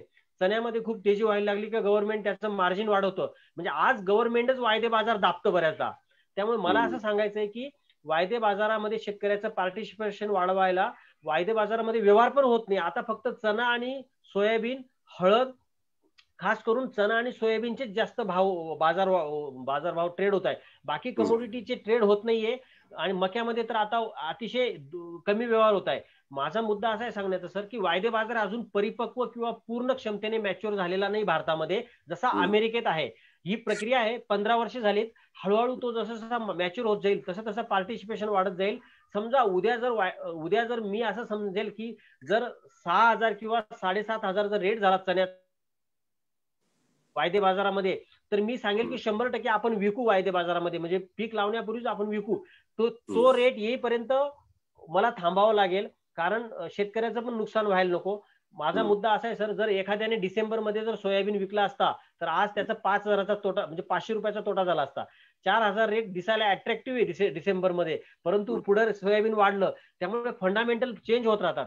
माझा मुद्दा असा आहे की शेतकऱ्यांसाठी वायदे बाजार हा बघण्यासाठी चांगला आहे. व्यवहार करायची वेळ अजून शेतकऱ्यांची आलेली नाही, आणि तशी वेळ आली तर तेवढ्या एफिशियन्सीने त्याचे व्यवहार एक्झिक्यूट करू शकतील अशा संस्था शेतकऱ्यांसाठी अजून तयार झालेल्या नाहीयेत, त्या स्पेक्युलेटरसाठी आहेत. म्हणजे वायदे बाजारात असं सूत्र आहे की विकून पण फायदा होतो, म्हणजे त्याला शॉर्ट सेलिंग म्हणतात. म्हणजे तुमच्याकडे माल नसलं तरी तुम्ही 1000 टन सोया विकू शकतात, म्हणजे तो पेपरवरच प्रॉफिट कमवतो किंवा नफा कमवतो. तर शेतकऱ्यांसाठी ही वायदे बाजारात पार्टिसिपेशन करण्यासाठी अजून काही वर्ष लागतील. शेतकरी इंडिव्हिज्युअल नाही करू शकणार, शेतकऱ्यांच्या संस्थांना तो व्यवहार करावा लागेल. अलीकडेच पुट ऑप्शन्स नावाची एक कन्सेप्ट एनसीडीएक्सने लॉन्च केली, त्याच्यात त्यांनी 5000 टन मोहरी आणि चना विकलेला आहे आणि शेतकऱ्यांनी पण पार्टिसिपेट केलं. फक्त त्याच्यात प्राइस वाढण्याची पण रिस्क असते, प्राइस कमी झाली तर फायदाच आहे, परंतु समजा उद्या जाऊन वाढली तर शेतकऱ्याला तेवढा तोटा हा होऊ शकतो. त्यामुळे हे त्या शेतकऱ्याच्या संस्थेने ठरवायचं आहे की आपल्याला वायदे बाजारात कसं पार्टिसिपेशन करायचंय. मी एवढं नक्की सांगेल तुम्हाला की आज आपल्याकडे अशी सुविधा अवेलेबल आहे की अमेरिकेचा सोयाबीन हा 2600 रुपयाला 3 महिन्यांपूर्वी अवेलेबल होता. आपल्याकडच्या एखाद्या शेतकऱ्यांची जर एखादी टेक्नोक्रॅट मुलांची संस्था आहे, समजा चांगलं फायनान्स मधलं नॉलेज आहे, एक्सपोर्ट इम्पोर्ट मधलं नॉलेज आहे, त्यांनी तिथे खरेदी केली असती तरी चाललं असतं 2600ला. त्यांना म्हणजे सांगण्याचा मुद्दा असा आहे की फक्त शेतकऱ्यांनी पिकवायचंच नाहीये तर ट्रेड पण करता आला पाहिजे. तर तुमचा मुद्दा अगदी बरोबर आहे. शेतकऱ्यांच्या काही ज्या संस्था, काही जे जनरेशन्स आहेत आता येणाऱ्या, त्यांनी ट्रेडिंग मध्ये जायला पाहिजे, त्यांनी इन्व्हेस्टमेंट मध्ये जायला पाहिजे. पीक न लावता सुद्धा ट्रेड करून फायदा होऊ शकतो, पण त्यासाठी खूप मॅच्युरिटी पाहिजे, खूप अभ्यास पाहिजे, कन्व्हिक्शन पाहिजे आणि सराव पाहिजे, शिकलं पाहिजे. या सगळ्या गोष्टी, याला हेजिंग नावाचं एक सूत्र म्हणतात, त्याला जोखीम व्यवस्थापन. शेतकऱ्यांसाठी जोखीम व्यवस्थापन करेल अशा प्रकारची एंटिटी आता अस्तित्वात नाहीये. आणि दुसरं इन्व्हेस्टमेंट, स्पेक्युलेशन करून पैसा कमवणं, हा पण एक स्वतंत्र व्यवसाय आहे, पण त्याच्यामध्ये थोडासा त्याला मॅच्युरिटी लागते, थोडंसं त्याला डावं उजवं बरंच बघायला लागतं आणि अनुभवाने सरावाने माणूस शिकतो. आज मी काही ट्रेडर्सना म्हणजे तो वेगळा विषय, मी तुम्हाला लेक्चर नंतर सांगेल. तशा प्रकारच्या मी स्वतः त्याच्यात आता काम करतोय आणि दरवर्षी आपण खूप चांगले अनुभव येतात, खूप चांगले रिझल्ट येतात आणि आपल्यासाठी हे नवीन गोष्टी आहेत खरं तर, पण आपण जाऊ शकतो पुढे त्याच्यामध्ये. धन्यवाद चव्हाण साहेब. अतुल, काय आणखी शेतकऱ्यांचे? हो, आहेत प्रश्न आहेत काही. नेताजी पवार साहेब बोला, प्रश्न विचारा तुमचा. नेताजी पवार साहेब. डॉक्टर उर्मेक. हा बोला. पाटील, माझे 2 प्रश्न आहेत. बोला पाटील साहेब बोला. एक म्हणजे महाराष्ट्र हे कॅश क्रॉप, आपलं शुगरकेन कॅश क्रॉप महाराष्ट्र चांगले महत्वाचं क्रॉप आहे. याच्यावरती बऱ्याच दिवसापासून प्राइसेस फार वाढलेले नाही तर कमी होत आहेत. तर याचा वायदे बाजार कुठे आहे का जगामध्ये? एक. दुसरा प्रश्न होता की सांगली जिल्हा हा हळदीचा मुख्य जिल्हा आहे. हा फार पूर्वीपासून सांगलीला होत असतो आणि हरिपूर या ठिकाणी मोठी हे आहे, पेवा आहे, त्या पेवामध्ये हळद साठवून ठेवता येते. तर आता अलीकडे बरेचसे शेतकरी हळद करणार आहे, तर त्याचा वायदे बाजार काय आहे का? या धन्यवाद पाटील सर. सर्वप्रथम मी हळदीचं उत्तर देतो. हळदीचा वायदे बाजार आहे. एनसीडीएक्स मध्ये आता डिसेंबरची हळद ही 5700 रुपयाला ट्रेड होतोय आणि एप्रिलचा वायदा हा 6000 प्रति क्विंटलला ट्रेड होतोय. आता हळदीचं उत्पादन यावर्षी साधारणपणे गेल्या वर्षाच्या तुलनेमध्ये 20% वाढेल, साधारणपणे 90 लाख बॅग्स असं काहीतरी त्यांनी सांगितलेलं आहे. म्हणजे हळदी यावर्षी आपल्या देशाची जेवढी गरज आहे तेवढी हळद पिकणार आहे, पण बाजारभाव दबावात आहेत. याचं कारण आपल्या देशाची जेवढी गरज आहे त्याचा निम्मा कॅरी फॉरवर्ड आहे. म्हणजे तुम्ही मगाशी जे म्हटलं की जे पेव, आपल्याकडे पेवपेक्षा चांगली व्यवस्था आहे. आता खूप लोक स्टॉक करतात, 2-2, 3-3 वर्ष हळद लोक होल्ड करतात, ट्रेडर, फार्मर सुद्धा. तर त्यामुळे हळदीचं वायदे बाजार अस्तित्वात आहे भारतामध्ये आणि हळदीचा स्टॉक होतो. खूप मोठ्या प्रमाणावर कॅरीओव्हर स्टॉक यावर्षी फॉरवर्ड झालेले आहेत. त्यामुळे आता हळदीचा बाजार थोडासा दबावात आलेला आहे. जेवढे उंच बाजारभाव मिळायला पाहिजे तेवढे नाहीयेत. राहिला प्रश्न साखरेचा. साखरे संदर्भाने आमचे एक मित्र आहेत राजेंद्र जाधव नावाचे, जे रॉयटर्स नावाच्या संस्थेत काम करतात. साखरेचा वायदे बाजार इंटरनॅशनल आणि लोकल त्याचा खूप डिटेल अभ्यास आहे. मी मारणे सरांना त्यांचा नंबर देईल. त्यांना जर तुम्ही एखाद दिवशी बोलवलं तर ते माझ्यापेक्षा त्यांच्याकडे आणखीन चांगलं नॉलेज, जास्त चांगलं नॉलेज आहे आणि ते साखरे संदर्भाने म्हणजे साखर, ऑइल्स, वेज ऑइल्स, व्हीट अशा सगळ्या कमोडिटीज ते ग्लोबली ट्रेड करतात, रॉयटर्स साठी रिपोर्ट करतात. त्यामुळे राजेंद्र जाधव यांना जर बोलवलं तर आपण जी प्रक्रिया सुरू केली आहे त्याचा पुढचा टप्पा साखरेचा संबंध, देशाचा, भारताचा वायदे बाजार, गव्हाचा, ही जी काही अन्य सगळी पिकं आहेत त्या सगळ्याचा वायदे बाजार ते अधिक प्रॅक्टिकली आणखी चांगल्या पद्धतीने समजून सांगू शकतील. तर मी त्यांचा नंबर, साखरे संदर्भातला माझा अभ्यास नाहीये, त्याचा वायद्यांचा पण अभ्यास नाहीये, मी तो नंबर मारणे सरांना त्यांचा देईल, राजेंद्र जाधव म्हणून. धन्यवाद. हॅलो हॅलो, बोला बोला नेताजी पवार. हा सर, आता जे चव्हाण साहेबांना प्रश्न आहे, आता जे शेतकऱ्यांकरता 3 विधेयक पास झाली, यानंतर लगेच कांदा आयात केला, त्यामुळे शेतकऱ्यांचं जे नुकसान झालं दुसरं ते भरून न येण्यासारखं आहे. तिसरं, जो उत्पन्न एवढा खर्चही मिळत नाही, तर ही विधेयक शेतकऱ्याच्या दृष्टिकोनातून कसे आहेत, आपलं मत पाहिजे. हो, मगाशी उत्तर दिलेलं आहे. हो हो हो, उत्तर मी थोडस दिलेलंच आहे मगाशी, आणि जगताप सरांनी, कदम सरांनी पण तेच प्रश्न उपस्थित केले होते. आणि मला असं म्हणायचं सर की त्याच्यात म्हणजे जिसकी लाठी उसकी भैंस, फक्त एवढं लक्षात असू द्या, दिल्ली आणि मुंबईत आपल्याला प्रश्न विचारणारे लोक पाठवायला पाहिजेत.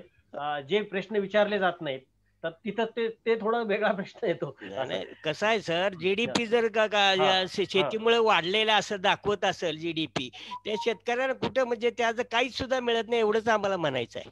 मी तुमचं म्हणणं बरोबर आहे, तुमच्या म्हणण्याशी मी सहमत पण आहे सर, बरं का. फक्त आपण इलेक्शनच्या वेळेस या गोष्टी लक्षात ठेवायला पाहिजे. आणि तुम्हाला मला जो प्रश्न पडलाय तो संसदेत, तो सर्वोच्च अथॉरिटीला विचारणारे लोक पाहिजेत, एवढंच म्हणायचं. Thank you thank you. चव्हाण साहेब, एक प्रश्न आहे, रामचंद्र म्हणून यांचा एक प्रश्न आहे, आल्याचा वायदे बाजार आहे का? आल्याचा वायदे बाजार नाहीये, गेली वर्षभर आलं मंदीत होतं. आमचे आल्याचा अभ्यास करणारे एक शेतकरी मित्र आहेत, त्यांचं म्हणणं असं आहे की आता आल्याचे भाव खूप डाऊन आहेत, आणि एखाद्या कमोडिटीचे भाव, म्हणजे सोपं सूत्र असं आहे की वर्षभर जर खूप मंदीत असतील, लोकांना पैसा मिळाला नसेल, तर त्यावेळेला ते पीक लावावं, म्हणजे त्याचं जे सायकल आहे तेजीचं सुरू होतं. तर ते आमचे शेतकरी मित्र सांगतात मला, ज्या वेळेला श्रीमंत लोक आले लावतात त्यावेळेला ते आले लावत नाही. तर आल्याचा वायदे बाजार म्हणजे सोपा असाच आहे की आपण साधी सूत्र बघायचं आहे, हे समीकरण. त्यांना उत्तर असं आहे की आल्याचा वायदे बाजार नाही, आल्याचे बाजारभाव फक्त एपीएमसीज मध्ये दिसतात. पण या वर्षी जर आलं लावलं तर ते फायद्यात निघेल, कारण हे वर्षभर तोट्यात गेले आल्यासाठी. अच्छा अच्छा अच्छा, बरं. सध्या आल्याचा भाव काय आहे असं त्यांनी विचारलंय. आल्याचा भाव सर ॲक्युरेट बाजारभाव माहित नाही, परंतु आल्याचे बाजारभाव खूप कमी, म्हणजे अक्षरशः 5,000-6 हजारच्या आसपासच आहेत. आणि त्यांना जर डिटेल माहिती हवी असेल तर त्यांनी माझा नंबर त्यांना जर दिला तर मी त्यांना एक नंबर देतो दुसरा, कारण आलं खूप क्लोजली मी बघत नाही. फक्त आल्यातलं जे आमचे शेतकरी मित्र, आम्ही काय केले सर, काही शेतकरी मित्रांना त्या पिकाचा अभ्यास करायचं आम्ही एक नेटवर्क तयार केलंय. आणि जसं आता टोमॅटो मध्ये अजित कोरडे नावाचे शेतकरी अभ्यास करतात, ते स्वतः ॲग्रिकॉस आहेत, ते संबंध मार्केटचा अभ्यास करतात, डाटा संकलित करतात. त्यामुळे शेतकरी अभ्यासक तयार झालेत आता खूप, आपण तयार करतोय हळूहळू. आणि त्या प्रक्रियेमध्ये आल्याचे जे शेतकरी अभ्यास करतात त्यांचा नंबर मी त्यांना देईल, आणि आपण त्यांना त्याची उत्तरे मिळतील याची काळजी घेऊ आपण त्यांना. चालेल, व्हेरी गुड व्हेरी गुड, धन्यवाद धन्यवाद. सुभाष शिंदेचा प्रश्न आहे, सुभाष शिंदे साहेब बोला. हॅलो, येतोय ना आवाज? हा, शिंदे साहेब बोला. बोला सर, बोला. डॉक्टर चव्हाण साहेब, खरोखरच खूप चांगली माहिती दिली, कारण वायदे बाजार म्हणजेच काय हे मला अद्यापही माहित नव्हतं, परंतु तुम्ही ही माहिती दिली. सगळे खरं ऍग्रिकल्चर ग्रॅज्युएट्स किंवा इतर शेतकऱ्यांना पण त्याची निश्चितच माहिती चांगली मिळाली आहे आणि त्याचा उपयोग होईल. मला एक वाटतं असं की हे सर्व जे चाललेलं आहे की देशाचा अभ्यास करून लोक मार्केटिंग करतात, तसं आपल्याकडे काही करता येईल का? देश पातळीवर काही करता येईल का? राज्य पातळीवरती काही येतील का? अशा कमिट्या फॉर्म करता येतील का की जेणेकरून की याच्यामध्ये पिकांचं जे आहे ते प्लॅनिंग करता येईल, ते नियोजन करता येईल, आणि त्याच्यामुळे आपल्याला टोटल प्रोड्यूस किती आहे, आपलं कन्झम्पशन किती आहे, आणि आपण त्याच्या प्रोसेसिंगला किती आपण माल नेऊ शकतो, याची सगळी आपल्याला अभ्यास करून त्यानुसार आपल्याला मार्केट चांगलं, शेतकऱ्यांना चांगलं मिळेल असं मला वाटतं. उदाहरण द्यायचं असेल तर मी एक ब्राझीलचं उदाहरण देईल. शुगर केन मध्ये किंवा शुगर मध्ये ब्राझील सध्या देशामध्ये 1 नंबरला आहे, आणि ते प्लॅनिंग जगाचा अभ्यास करून ते काय करतात, ह्या वर्षी 70% फक्त ते शुगर करणार आहेत, म्हणजे साखर निर्मिती करणार आहे, आणि 30% ऊसाचा उपयोग ते इथेनॉल करण्याकरता करणार आहे आणि जास्तीत जास्त ते शेतकऱ्यांना पैसा देणार आहे. तशा प्रकारचं नियोजन आपण आपल्या देशात एक कमिट्या फॉर्म करून तुमच्यासारखी तज्ज्ञ मंडळी एकत्रित आणून आपल्याला देशाचं योग्य नियोजन किंवा राज्याचं नियोजन करून याच्यामध्ये वायदे बाजारामध्ये आपल्या देशाला भाग घेता येईल का, की जेणेकरून शेतकऱ्यांचा या ठिकाणी आर्थिक जास्तीत जास्त फायदा होऊ शकेल. सर, तुम्ही अतिशय चांगला प्रश्न उपस्थित केला, मुद्दा उपस्थित केला, त्याबद्दल तुमचं अभिनंदन. आणि तुम्ही विषय अतिशय बरोबरीने हा घेतलेला आहे. ब्राझीलचं उदाहरण पण तुम्ही चांगलं दिलंय, रेफरन्स पण चांगला दिलाय. याच्यात सर भारतामध्ये मी कुठल्याही पिकाचं जे डिमांड सप्लायचा रिपोर्ट जो मिळायला पाहिजे, म्हणजे उदाहरणार्थ आता समजा लेट खरीप कांद्याचा आता संबंध देशामध्ये आत्ता नोव्हेंबरच्या शेवटच्या आठवड्यापर्यंत किंवा नोव्हेंबरच्या दुसऱ्या 15 नोव्हेंबरपर्यंत ऍटलिस्ट किती प्लांटेशन झालेलं आहे याची आकडेवारी नाहीये, नंबर्स नाही याचा झाले. आता अमेरिकेत नंबर्स देऊन ते लोक थांबत नाही, तर त्या पिकाची उत्पादकतेचं रेटिंग करतात. म्हणजे ह्या काळात उत्पादकतेची परिस्थिती कशी आहे त्याचं पण रेटिंग असतं. आणि पीक पेरणीचं क्षेत्र आणि हार्वेस्ट केलेलं क्षेत्र पण त्यांच्याकडे वेगळं असतं काय मग, आपल्याकडे पण असतं. आपण काय करतो जनरली, समजा भारतामध्ये 10 लाख हेक्टरवर कांद्याचं सोईंग झालं तर आपल्याकडे तेवढाच एक नंबर असतो. परंतु ऍक्च्युली सोईंग नंबर्स आणि हार्वेस्टेड नंबर्स, कारण वातावरण परिस्थिती, दुष्काळ किंवा पाऊस याच्यामुळे हार्वेस्टेड एरिया कमी असतो. तुमच्या प्रश्नाचं थोडक्यात मी असं सांगेल की भारतामध्ये त्या कमोडिटीचा डिमांड आणि सप्लायचा जो दरमहा रिपोर्ट जारी व्हायला पाहिजे तसा रिपोर्ट जारी होत नाही.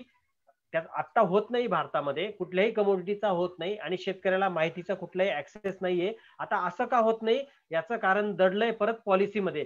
पॉलिसी अशी का नाही, कारण पॉलिसी तयार करणारे परत तिथंच प्रश्न येतो की त्या तळमळीचे कळकळीचे पंजाबराव देशमुख साहेब असतील किंवा अण्णासाहेब शिंदे असतील अशी माणसं नाहीयेत आता.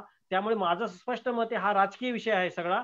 आपल्याकडे अशा प्रकारच्या पॉलिसीज होत नाही. आता मग काय करायचं जर होत नाही तर मग ते किती काळ आपण रडगाणं, तर त्याला उत्तर असं, जसं विलास शिंदे साहेब सांगतात आता नेहमी, की ते म्हणतात की आपण करायला पाहिजे, आपण आपल्याला जेवढं शक्य होईल आपण आपली रिसोर्सेस वापरून आपल्याला जेवढं शक्य होईल तेवढं आपण करू. म्हणजे तुम्ही जे म्हणल्या कमिट्या किंवा पॉलिसीज गव्हर्नमेंट लेवलला तुम्ही ज्या पद्धतीने सांगितले की तशा पद्धतीने प्रोफेशनल पद्धतीने काम करणारे आता व्यवस्था आपल्याकडे नाहीये. आणि तशी व्यवस्था कधी होईल असा मला आता अजिबात अंदाज येत नाही, कारण आपलं राजकीय स्पेक्ट्रम मधल्या चर्चा प्रायोरिटीचे विषय हे शेतीचे नाही आहेत. तुम्ही म्हणताय तसं व्हायला पाहिजे पण तसं होत नाहीये. ते होण्यासाठी मी मगाशी जसं सांगितलं तसे विजन असलेले कृषी मंत्री किंवा पॉलिसी मेकर्स असतील तेव्हा ते होईल. फार अवघड गोष्ट नाही ती. आता रिमोट सेन्सिंग म्हणा किंवा आता जे काही लेटेस्ट टेक्नॉलॉजी आहे सगळी आपल्याकडे मोबाईल तंत्रज्ञान किंवा टेक्नॉलॉजी, आर्टिफिशियल इंटेलिजन्स असेल, इतक्या गोष्टी, ब्लॉकचेन असेल, खूप तंत्रज्ञान आता सोपं झालेलं आहे. तसं होऊ शकतं. तसं झालं तर शेतकऱ्यासाठी पीक नियोजन हे खूप चांगलं होईल, कारण तो बघेल की अरे जर समजा एवढं आलं पेरलं, एवढं टोमॅटो झालेला आहे तर एवढा सप्लाय असू शकेल आणि त्यानुसार तो निर्णय घेऊ शकेल. आणि तुम्ही जो मुद्दा उपस्थित केला की गव्हर्नमेंट लेवलला सुद्धा आपल्याकडे अशी परिस्थिती, सर आपलं गव्हर्नमेंट अमेरिकेच्या कृषी खात्याच्या रिपोर्ट्स वरून बरेच निर्णय घेतं, ही वस्तुस्थिती आज. त्यामुळे आपल्या गव्हर्नमेंटकडेच डेटा नसतो एक्झॅक्ट कम्प्लीट. त्यामुळे आपली अवस्था डेटाच्या बाबतीत फार वीक आहे. आपल्याकडे कुठलाही डेटा अवेलेबल नाहीये, कॉन्क्रीट नंबर्स असे कुठले नाही आहेत आपल्याकडे. आणि आपल्याकडे गव्हर्नमेंटचे, मी तुम्हाला सांगतो सर, गव्हर्नमेंटचे जे एस्टिमेट्स आहेत त्याच्यात आणि खासगी एस्टिमेट्स मध्ये इतकी मोठी तफावत असते. उदाहरणार्थ मागच्या वर्षी आपलं गव्हर्नमेंट ऍग्रिकल्चर डिपार्टमेंट म्हणत होतं की 140 लाख टन सोयाबीनचं उत्पादन होईल आणि प्रायव्हेट नंबर होता 93 लाख टनाचा. म्हणजे काम कसं करायचं कुठल्याही माणसाने काम करताना, म्हणजे हा सगळा असा मुद्दा आहे. तर हा फार मोठा विषय आहे, असा अभ्यास झाला होत नाहीये, हा प्रॉब्लेम आहे. आणि तो होण्यासाठी मी तुम्हाला मगाशी उपाय पण सुचवलाय की तसे विजनरी लीडर्स, नेते, मी 2 नावं घेतली, आणखी नावं असू शकतील, पण तसे नेते पाहिजेत आपले. चव्हाण साहेब, मला काय की तुम्ही इतका अभ्यास आहे की आपण ग्रुप करू नये ना. आपण ग्रुप करा, तज्ञ मंडळी तुम्ही शोधा, देशातली शोधा, राज्यातली शोधा आणि एखादं राज्य घ्या, त्याला तुम्ही असं काहीतरी मार्गदर्शन करा की जेणेकरून संबंध इतर राज्यांनी सुद्धा की महाराष्ट्र राज्यामध्ये असं चाललेलं आहे, आपल्याला असं करायला पाहिजे. तर असं काहीतरी नियोजन करता येईल का, असं काहीतरी प्लॅनिंग करता येईल का? अनेक लोक तज्ञ मंडळी, अनेक चांगले सुद्धा नेते आहेत, अशा लोकांना सुद्धा आपण धरू शकतो आणि पंतप्रधानापर्यंत जाऊ शकता तुम्ही लोक, कारण तुमचं इतकं ज्ञान आहे आणि याचा फायदा निश्चित आपल्या राज्याला होईल आणि देशाला होईल. म्हणून त्याच्याकरता काही करता येईल का, हा थोडस माझ्या तुमचा प्रश्न बरोबर आहे सर. मी फक्त 2018चा एक रेफरन्स सांगतो. सुरेश प्रभू साहेब वाणिज्य मंत्री होते. 2018ला कांद्याचं उत्पादन चांगलं येणार आहे लेट खरीपचं असं त्यांना जेव्हा कन्व्हिन्स झालं तेव्हा त्यांनी एक्सपोर्टवरचा बॅन लगेच तातडीने मागे घेतला. मला याच्यातनं एवढं मेसेज पास करायचा आहे की आपल्याकडे डाटा आणि अभ्यास असला तर आपण मंत्र्यांनाही कन्व्हिन्स करू शकतो आणि ते लोक ऐकतात. असं ऐकत नाही असं नाही, जर तुमचे ओळखीतले असतील तर. मला आता गोयल साहेब ऐकतील कधी मला माहित नाही, पण सुरेश प्रभू, गडकरी साहेब किंवा जे कोणी आणखीन कोणी मंत्री असतील आपले समजा, तर ते ज्यांचा इन्फ्लुएन्स आहे आता केंद्रामध्ये, असे लोक ऐकतात आपलं. उल्मेक साहेब, एक मिनिट मी इंटरफेअर करतो. सुभाष शिंदेनी जे पॉइंट मांडला तो चांगला आहे. त्यांना मी सांगू इच्छितो, आता त्यांनी इच्छा व्यक्त केली चव्हाण साहेबांनी की तुमचं एवढं असोसिएशन मोठं आहे आणि ऍग्रिकल्चर मध्ये ऍग्रिकल्चर कॉलेज, आमचं पुण्याचं ऍग्रिकल्चर कॉलेज काशी आहे, काशी शेती क्षेत्रातली, तिथे हजारो व्हाईस चान्सलर आणि असे शेकडो तयार झालेले आहेत सायंटिस्ट.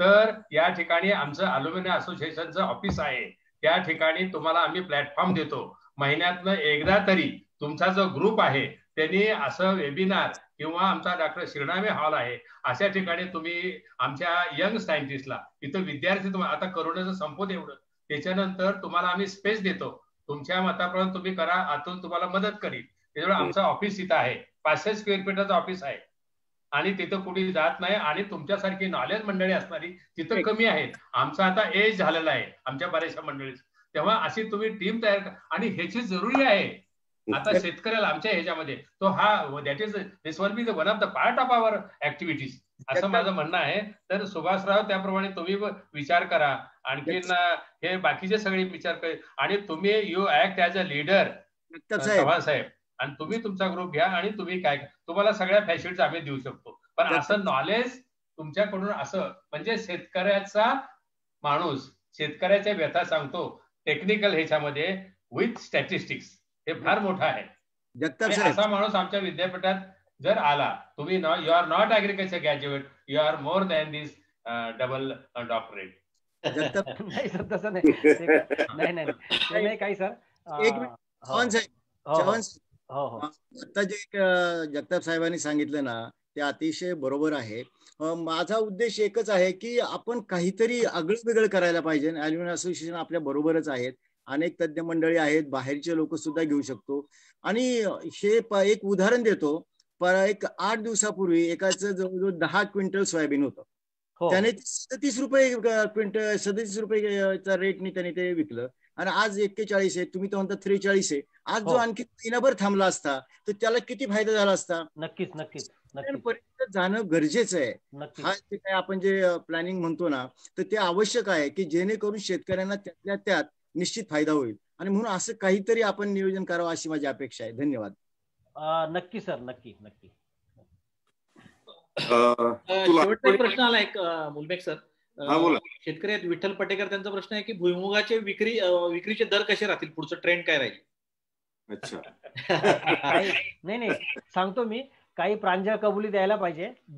मी ज्या कमोडिटी ट्रॅक करतो त्याच्यात भुईमुग येत नाही, पण त्यांचं उत्तर मी त्यांना मिळवून देईल, माझा नंबर देतो. एक 3-4 दिवसात त्या क्षेत्रातले जे एक्सपर्ट आहेत, कारण कमोडिटी स्टडी मध्ये कसं आहे की प्रत्येक माणूस वेगवेगळे पिकाचा अभ्यास करतो. भुईमुग मी बघत नाही, त्याचं डिमांड सप्लाय किती आहे, त्याचं सगळं जे काही इकॉनॉमिक्स असतं ते आता मला खरंच माहित नाही ते, त्यामुळे मी पण त्यांना आपण मिळून देऊ त्यांचं प्रश्नाचं उत्तर मिळून.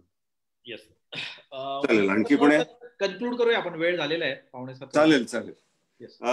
चव्हाण साहेब, तुम्ही आम्हाला आंतरराष्ट्रीय वायदे बाजार आणि भारतीय शेती याच्याबद्दल खूप चांगली माहिती दिली.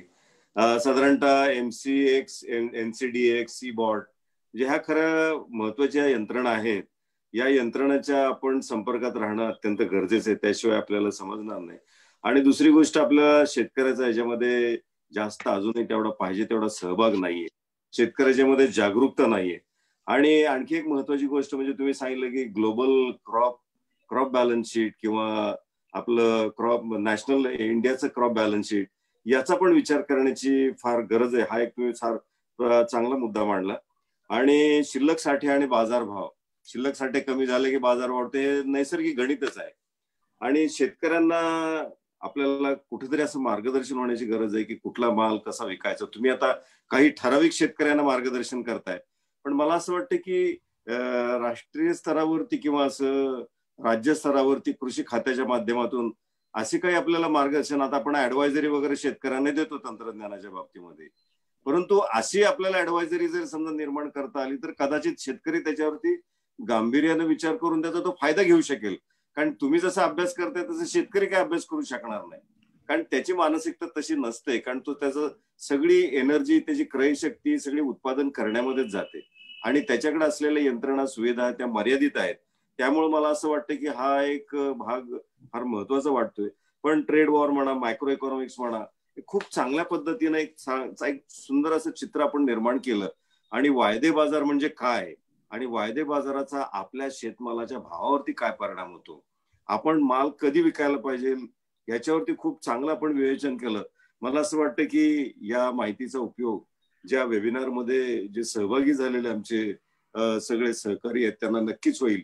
जे विद्यार्थी असतील किंवा शास्त्रज्ञ असतील ते सुद्धा वेगळ्या दृष्टिकोनातून याच्याकडे पाहायला लागतील. म्हणून मला असं वाटतं मी परत आपल्याला धन्यवाद देतो. खूप महत्वपूर्ण आपण माहिती दिली. आपण मोजक्याच पिकांचा अभ्यास करताय पण परफेक्ट अभ्यास करताय.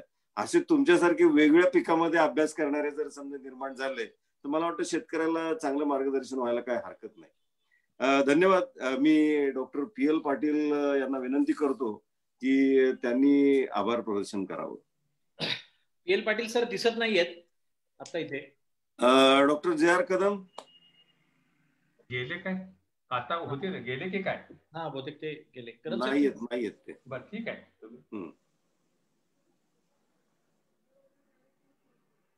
हॅलो, हा येत ऐकू, बोला. कदम PL पाटील साहेब नाही येत साहेब, तुम्ही बोला. बरं ठीक आहे. मी प्राध्यापक डॉक्टर जनार्दन कदम, सचिव माजी विद्यार्थी संघटना कृषी महाविद्यालय पुणे. आज शनिवार दिनांक 21 नोव्हेंबर 2020 रोजी माननीय दीपक चव्हाण साहेब, शेतीमाल अभ्यासक, यांनी आपणास गेली 1 तासभर आंतरराष्ट्रीय वायदे बाजार व भारतीय शेती या विषयावर अतिशय उत्कृष्ट अशी माहिती दिली आणि त्यांनी विकेल ते पिकेल या विषयी आपल्याला महत्व पटवून दिलेलं आहे. त्याबद्दल मी ॲल्युमिनी असोसिएशन कृषी महाविद्यालय पुणे तर्फे प्राध्यापक डॉक्टर जनार्दन कदम, सचिव, आपले आभार मानतो. माननीय दीपक चव्हाण साहेब हे ॲग्रोवनचे लेखक होते. त्यांचा मी लेख बराच वाचलेले आहेत आणि ते उत्कृष्ट अभ्यासक पण आहेत. त्याचबरोबर आज जवळजवळ 200 व्यक्तींनी आजच्या या वेब परिसंवादास नोंदणी केली होती.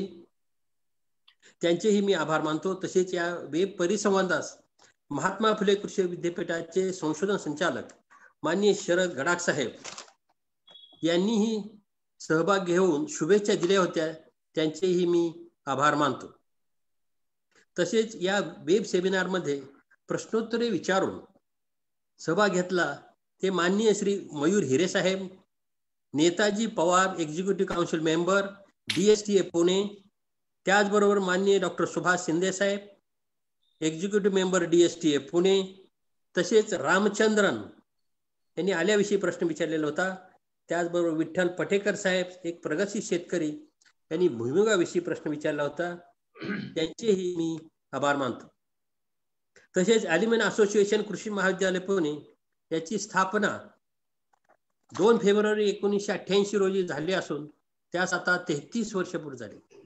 आतापर्यंत याचे 1000 सभासद झाले आहेत. प्रत्येक वर्षी आम्ही 2 फेब्रुवारीस वर्धापन दिन साजरा करतो. तरी नवीन सभासद होण्यासाठी 1000 रुपयाची वर्गणी भरावी.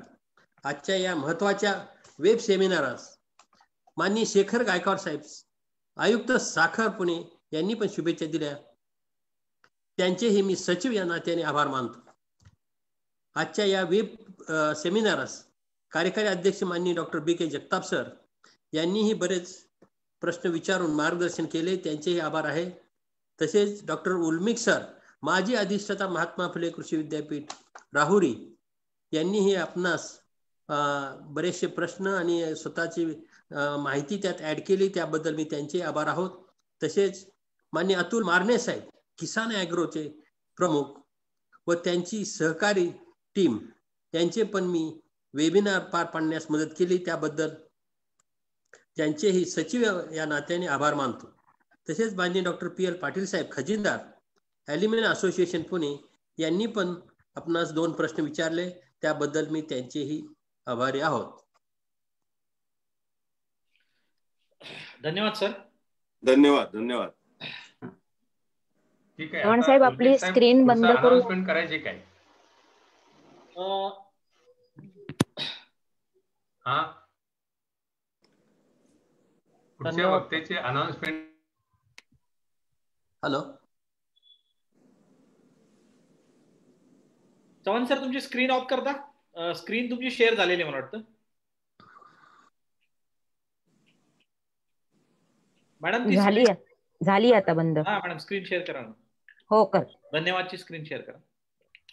पुढचा अजून कार्यक्रम हे झालेला नाहीये, ती 1-2 दिवसात अनाउन्समेंट होईल त्याची. जगताप सर, तुमचं अनम्यूट करा.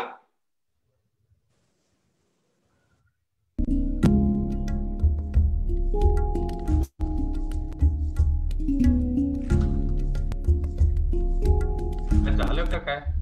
जगताप सर, हा बोला बोला. ऐकू येत आहे का? हो, ऐकू येत आहे. हा हा. पुढचा जो कार्यक्रम आहे तो आज आम्ही काय अनाउन्स करत नाही, कारण आता जो कार्यक्रम झाला त्याच टाईपचे ज्या कार्यक्रमामध्ये नाविन्य आहे